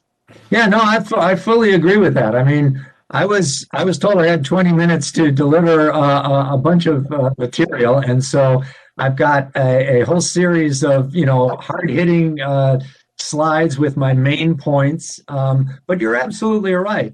People aren't going to be brought along with a presentation like my 11 slides here, right? It's going to be a process, and it's going to be an extensive process of thinking about these issues, of considering them, of arguing them back and forth, of looking at the historical record. So I don't disagree with your point at all, and I think it's exactly correct. Thank you. All right. I think Commissioner Karwoski makes an interesting point, and that is how you talk about it. The words that are used to bring people along that are willing to listen are really critical. And it does seem to me that a lot of your slides deal with what I would call institutionally created racism through government, actually, or government action through legislators. And so that's one way some of us can address these issues to make sure that you never see a situation again where people that fought for their country, some are allowed to use a Bill of Rights and some aren't. We can all work on that. We can make sure that when we look at transportation funding, that we're mindful of how it impacts everybody or where we can create advantage. But it seems to escape me in your presentation, and of course it was focused on, I'll call it urban planning or the built environment. At a more fundamental level, we need to start thinking about how we deal with each other as human beings. And then that starts to take care of a lot of things that then, maybe change occurs from the ground up, from human relationship building up, from personal relationship up. But it's really a complicated topic, and we all, I think, understand in the aftermath of the death of George Floyd in particular, and now we're seeing the trial going on in our community again, that what we saw there was a moment, an event that created almost a point of racial injustice that was so harsh that the whole world was impacted. And so that moment has now turned into movement. And all the mayors I talk to around the country, and here in the Twin Cities too, I think every unit of government, every elected official, churches throughout America and probably the globe, everybody's working on this issue, because that was a racial moment of reckoning, if you will, was what happened on May 25th, 2020. And so we're all trying to figure out how to deal with it and move forward and make sure that we don't want to see anything like this happen again. And we want to make sure that in the discourse with each other and the opportunities that are created, that they're created equally for people. And one of the problems here I find is that you can stumble around in the language, and I feel like I'm doing that right now as you try to talk about things that are important to all of us. It's not the easiest thing to talk about because you can't figure out all the time how to quite phrase it. And sometimes you feel like you're stepping in it. But I think there's a lot of good intention on this screen. And I think your slides kind of beat you over the head with it. But that's okay. We can take it, and they'll deal with it. And we want to make sure that we do some things here at the tab that are critically valuable to everybody. And I spoke much longer than I wanted to in making that observation. But Commissioner Karwoski got me thinking about it. So I say thank you, I guess, sort of. Thanks. I didn't mean to beat you over the head, but I also didn't want to be subtle. And we've had moments of racial reckoning in this country before George Floyd, and we've had movements before Black Lives Matter. And it's worth noting that these inequalities are as great or greater now than they were back in 1960 when we had a civil rights movement. And so, yes, it does start from grassroots and the bottom up, but it's a process that hasn't gone very far. Yeah, no, I thought that was a real interesting piece of information on your part, and really profoundly disturbing that the inequities are just as bad now or more pronounced than they were 50, 60 years ago. So, well, this group is meeting on this issue for a reason. Member Hollinshead. Yeah, thank you, Mr. Chair. I would just like to make a comment that I don't think the problem of white privilege is going to be solved until the problem of whites, poor whites being left behind is addressed, because we're going to continue to have a multi-tens of millions of people who do things like deny an election out of a misplaced sense of grievance. And until that is addressed, I'm just not sure that we have the ability, or the, not the ability, we have the ability, but the potential of success in addressing racism. So I don't know if there's time for Professor Guest to address that now. We probably at the end of the Q&A here, but that's my big concern is, are we going to waste a lot of effort at trying to address racism directly if we aren't also addressing the inequality that creates misplaced and false sense of white grievance? Thank you, Mr. Chair. Yeah, thank you.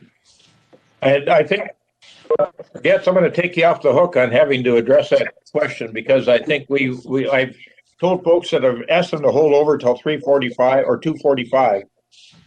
And I want to get the next presentation made as well. So Heidi, if you want to introduce that topic, go ahead. Thank you, Mr. Chair. So yeah, just wanted to do a time check and confirm if we should go ahead with the second one. We do have our staff here today, so this would be rethinking areas of concentrated poverty.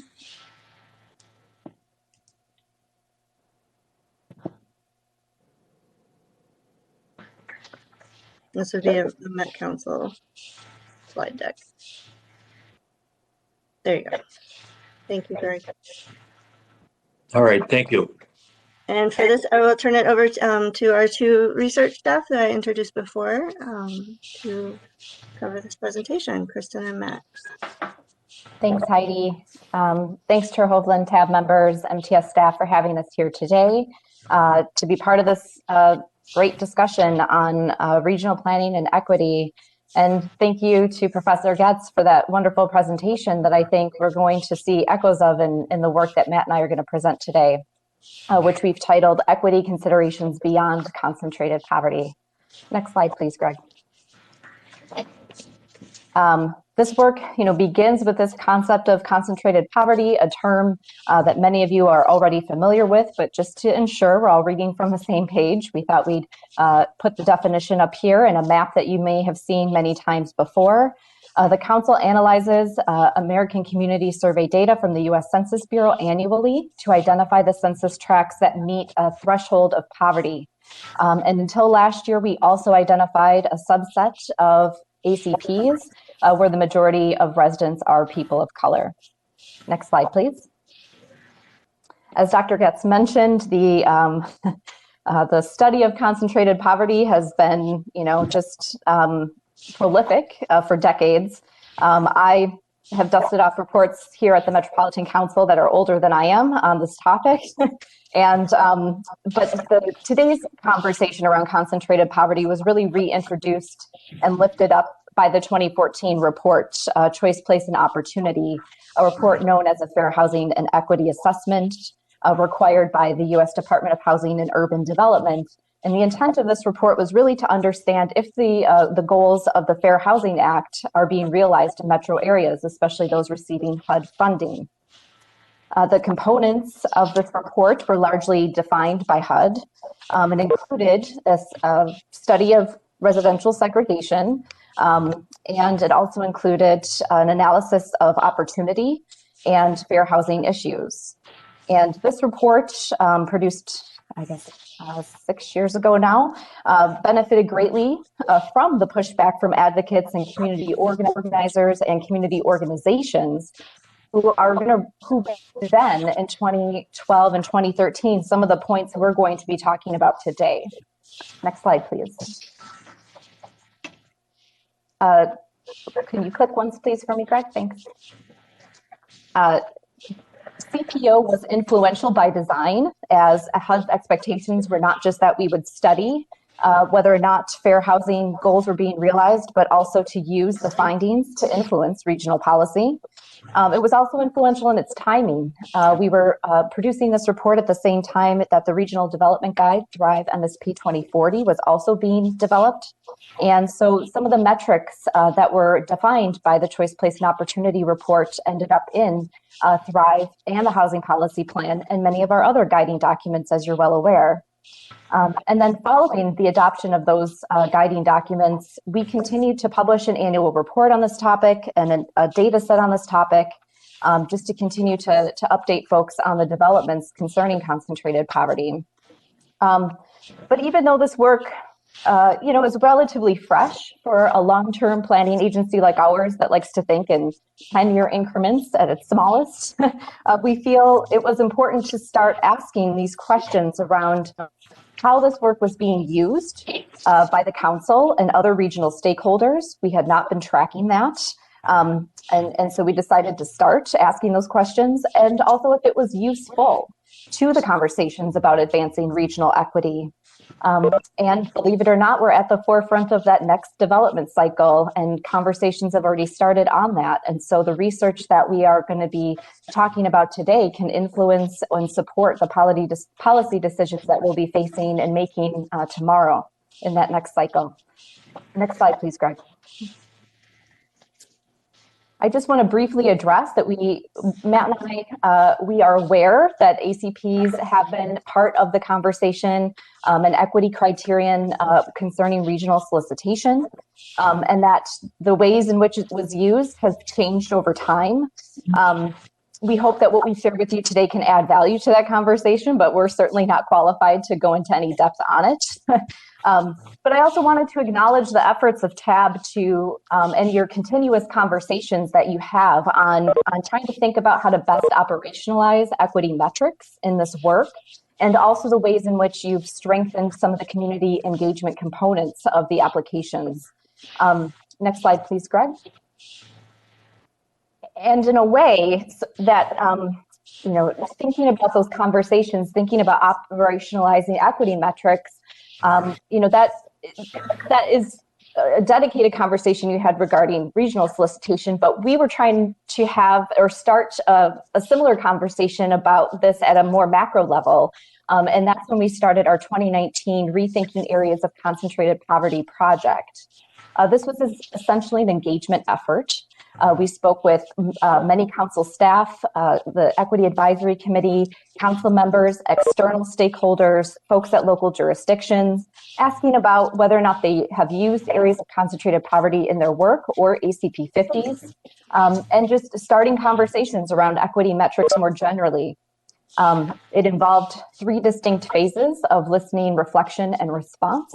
And we're only going to touch on a few of the high-level findings today, but in the digital report that is linked here on the slide, it goes into much more detail about all of our findings and conversations. So I encourage you to check that out if you're interested. Next slide, Greg. So here are some of our high-level findings from that work, which took place over an 18-month period starting in 2019.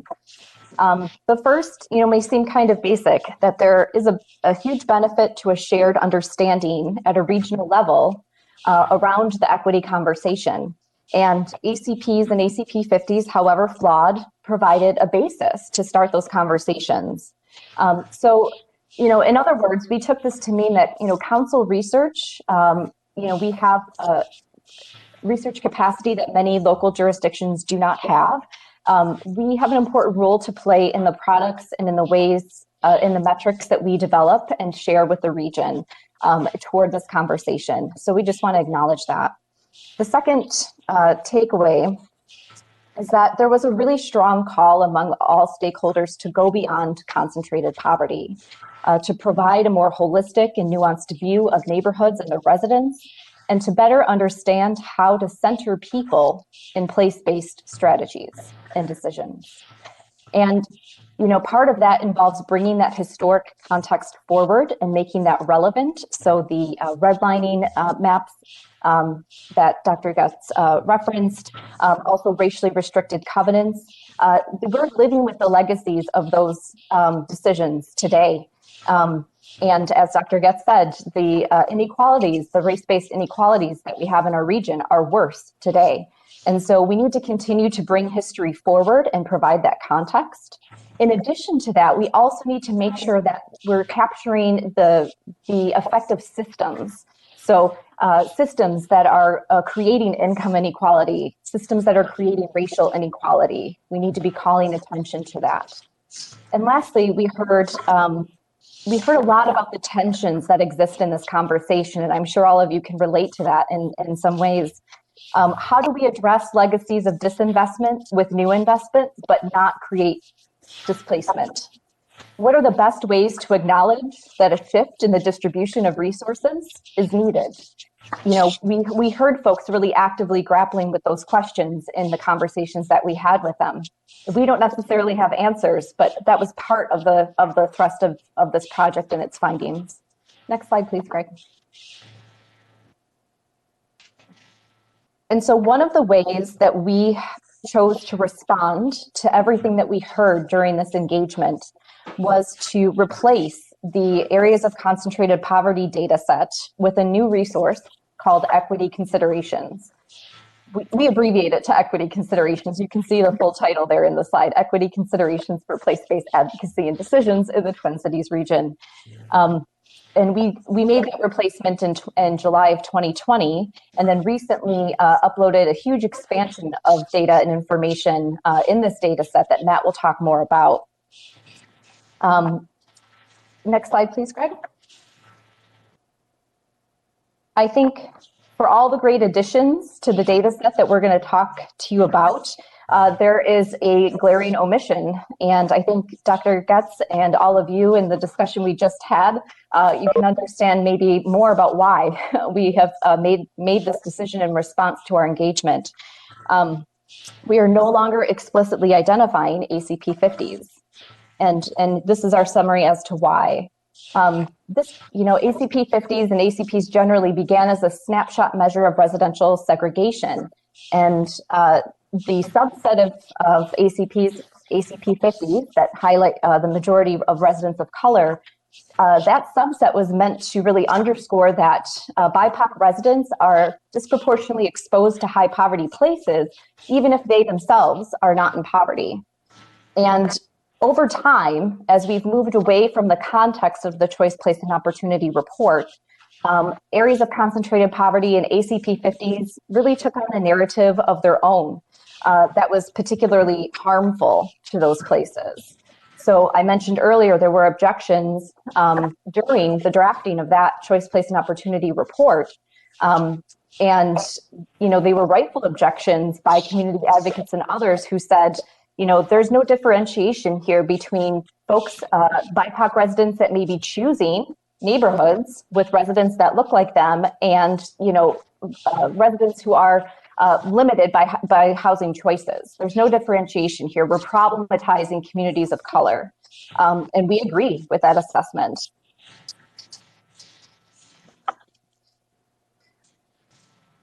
Study done by Cura, in fact, on gentrification and displacement, and folks on the ground who are making decisions for their communities and trying to advocate for their needs describe a process through which the concentrated poverty narrative can override what communities are voicing and saying that they need themselves. And there's an example with affordable housing in particular. No one wants to further concentrate poverty, and yet many folks living in areas of concentrated poverty are housing cost burdened and may have need for additional affordable housing. And so we don't want any narrative to be overriding that of the community. And lastly, ACP and ACP 50s, they were appealing because they were a shared geographic layer, a single geographic layer that helped us better understand that place is an important dimension of equity, but that spatial shorthand again can override what communities are stating that they need and replace maybe the idea that authentic community engagement is needed to help craft the policy decisions that are being made. And so for those reasons, we are no longer identifying ACP 50s as of July 2020. I'm going to turn it over to Matt to talk more about the new data and highlight some of those things, and also maybe fill in any gaps they may have missed on this last slide. Thanks, Kristen, and thank you all for being part of the conversation. Sorry? Yes, so one of the things that I'll be talking about, next slide please, Greg, is kind of going into a bit more depth on how Kristen described us wanting to respond to those very real concerns that people had brought up. So as Professor Getz made clear, and as Kristen just made clear too, one of our orienting principles here is that the stories that we're telling matter. And so we wanted to shift that story that we were telling to be more complete and reflect all the more of the voices in the region. Can't say that we're there yet to include them all. But one of the ways that we started doing that is we heard a lot of demand for areas of concentrated affluence. So not focusing only on poverty as the problem, but shifting the focus more to this broader regional system that creates high poverty places and higher income places. So those are outlined in gold here. One of the things that we've also done, we know that in the context of scoring, it can be really difficult when these boundaries change from year to year. And so we've also tried to accommodate that in this new data set by providing the number of American Community Survey data sets in which each tract has been an area of concentrated poverty or an area of concentrated affluence. Next slide, please, Greg. Another thing that we heard very clearly is that when we're not providing the full context of how today's ACPs got to be where they are, we are essentially making them the problem or treating them as kind of random and out of our hands. So to bring a bit of history back in and show how they became how they are, I know this example will be familiar to many of you. The Rondo neighborhood in St. Paul gets a lot of attention because I-94 was built right through it, disrupting people's homes and destroying businesses. But I wanted to highlight too that in Minneapolis, 35W went through a largely Black neighborhood as well, which doesn't get talked about as much. But it did seem worth bringing up because you can really, it provides a really concrete example, no pun intended, of how decisions made long ago can really influence how things look today. Next slide, please, Greg.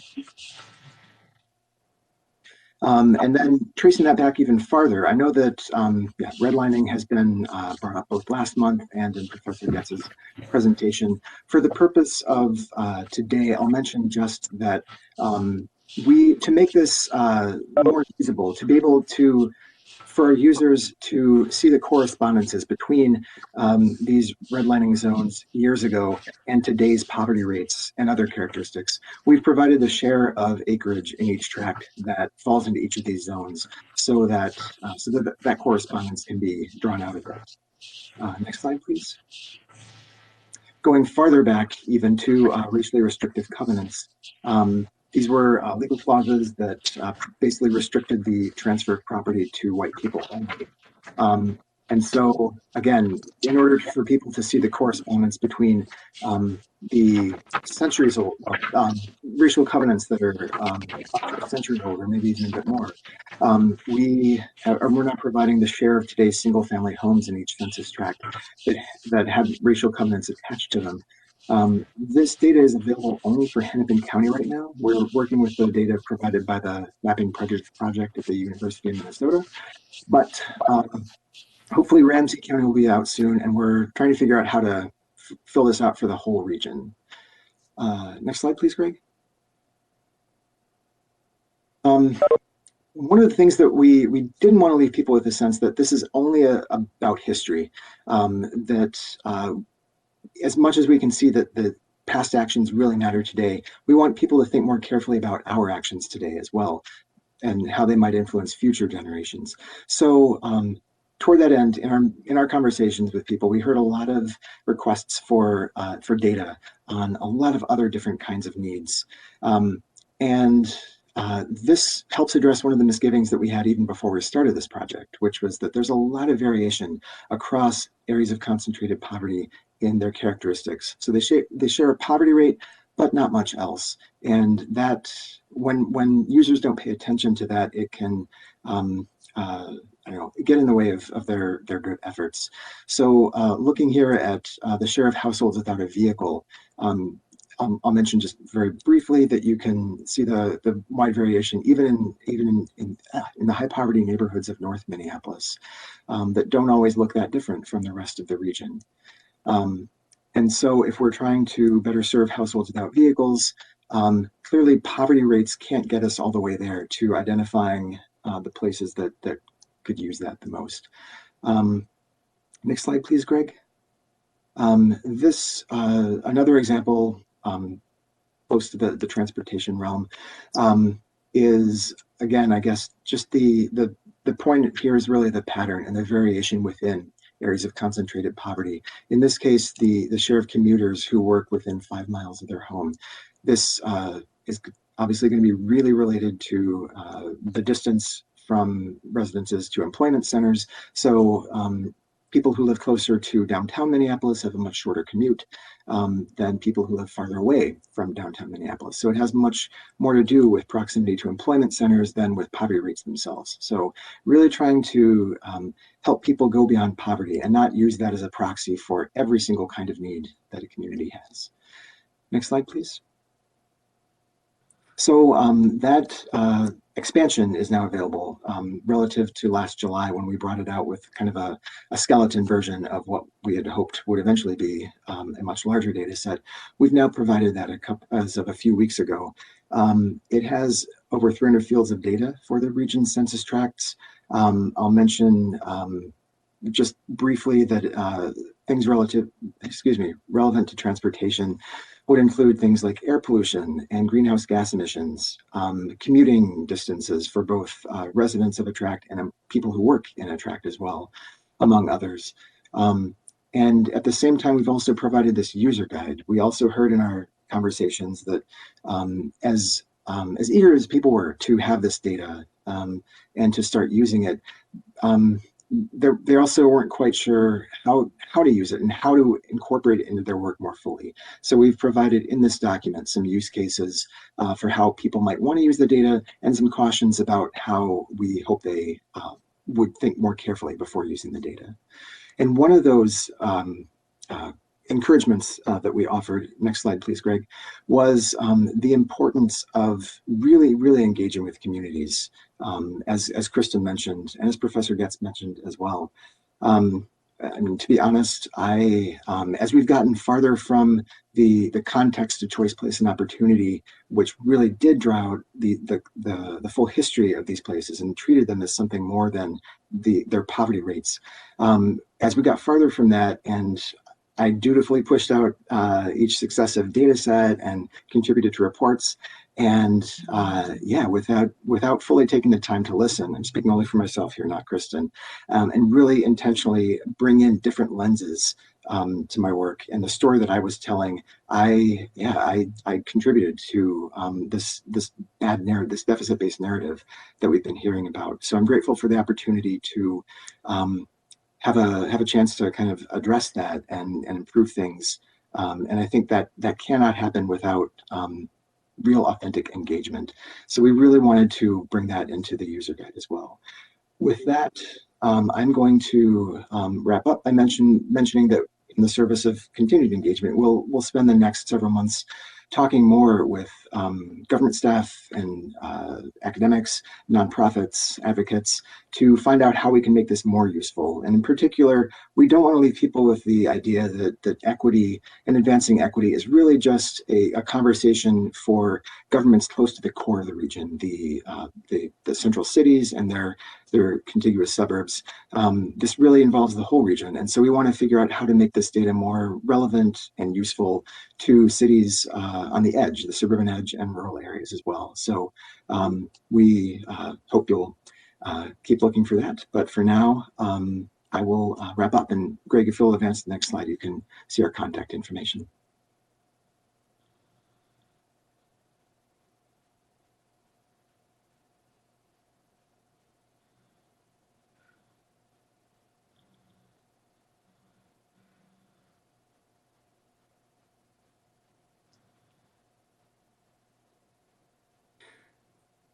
I'm not sure. I understand that there's a little bit more business. Clarify, we're happy to take questions. We also understand that you have many more things in your meeting to accomplish. And so I don't, I'll wait for guidance, I guess, from staff or from you, Mr. Chair. Mr. Chair, you're muted. Thank you. Thank you, Matt. And thank you, Kristen. Appreciate that, that information. Another content-rich report that we need to think about. So, Matt, we are not having more information here today, and no more work. There is not more work to do. This was essentially you're the wrap-up, two of you, and the cleanup hitters, if you will, with baseball season approaching. So, are there questions for either Matt or for Kristen on the work that they've been doing on rethinking concentrated areas of poverty? And I thought for Professor Getz, this was probably interesting for him to see the way this had been reapproached. Commissioner McGuire. Thank you, Mr. Chair. Thank you, Mr. Chair. I just want to say thanks to all of our presenters. This is really rich data, and you know we've all heard a number of presentations around this kind of data, but these were really, I thought, insightful and really good. And I'd like to have a further opportunity to discuss them. I know that our meeting was supposed to end at 2:30, so many people, you know, had to get off. But I think this is a really strong conversation for us to have. So I don't know if there'll be any opportunity for us to have a fuller length discussion, you know, at another tab meeting. But I just want to say thanks so much. This is a lot to think about, and I personally made copies of all the presentations. I'm going to bring it to other groups that I'm with, bring it to my county. I'm going to say, okay, we all need to hear this. So just thank you for that. Yes, Commissioner, to your point, both April and May, we've got this continuing work. In April, we're going to have some community-based organizations talk about their work in the area of equity. And I don't know if you want to preview that at all, Elaine or Heidi, with respect to April. I'm not sure we have everybody lined up yet. Thank you. Mr. Chair. Yes, Commissioner. You know, I want to say to our presenters, our last presenters, I was really excited to see the reframing of this because being the former mayor, Mr. Mayor, of a city that had a large piece of the city that was in concentration of poverty, we wanted to reframe that as the opportunities that we could do.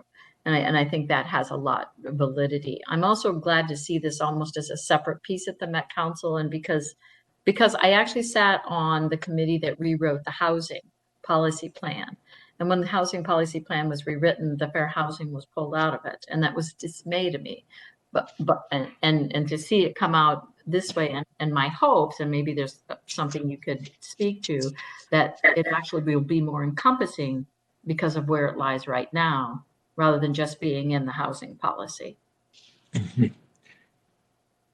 Another touch of forecasting for everybody. I can tell you that in the past, you know, we've made sure that we include equity in our included equity in our scoring. But with the new administration in place in Washington, and particularly Secretary Buttigieg has expressed a distinct interest in equity as an element of transportation funding, equity and innovation both. And I think President Biden as well on the equity aspects of it. And Secretary Buttigieg did quite a bit of work around equity when he was the mayor of South Bend. And so in fact, I had a half-hour meeting with the mayor of Denver before our meeting, he's the chair of that standing committee on transportation, about both equity and innovation. And those concepts are going to be advanced strongly, I think. And so it would not surprise me, kind of moving around this discussion that we're hearing federally about earmarks resurging, if we might not see the opportunity for a separate category being developed for equity funding for particular projects. So you start to think about one of the things we heard about today that we've all been hearing about is the possibility of reconnecting Rondo, that when 94 was built, it followed right through the middle of that prosperous African-American community and basically disrupted it to its core and has been disruptive ever since. So this will be, in addition to scoring then on the point system and taking equity into consideration in the future, however we decide to do that. It wouldn't surprise me if we have coming to the region some additional funding that we're going to need to figure out how to use, because that transportation bill is going to be so significant. It'll be interesting to see if we have that opportunity to make those recommendations to the Met Council. So, does anyone else have anything else to wrap up with? That was, as somebody said, a content-rich meeting. I think Commissioner McGuire. So, otherwise we could adjourn. I think we've held everybody over. Thanks for hanging around until 2:45. Now 2:52. And we will see you again next month unless anybody has any final comments. Mr. Chair. Yes. Contact information for the presenters today would be great to circulate maybe by email rather than through chat, because chat goes away when the meeting is done. Yeah. I know that at our STA meeting last month, after our presentation from the other gentleman whose name's off the top of my head, we had a very engaging conversation and wanted to invite that gentleman, which I reached out and did, to present at our Suburban Transit Association board meeting. And I think because this is really a series, it would be great to have the some readily available contact information for all these presenters, for any one of us in our other assignments to be able to connect with them and request if they would be willing to do their presentation to other groups. Sure, thank you. We'll make sure Elaine pulls that information and Jenna as well, and then make it available to everybody. Thank you very much. Yeah, thanks everyone for being here today. Really appreciate your attendance, and we will see you in a month. And happy St. Patrick's Day. Thank you.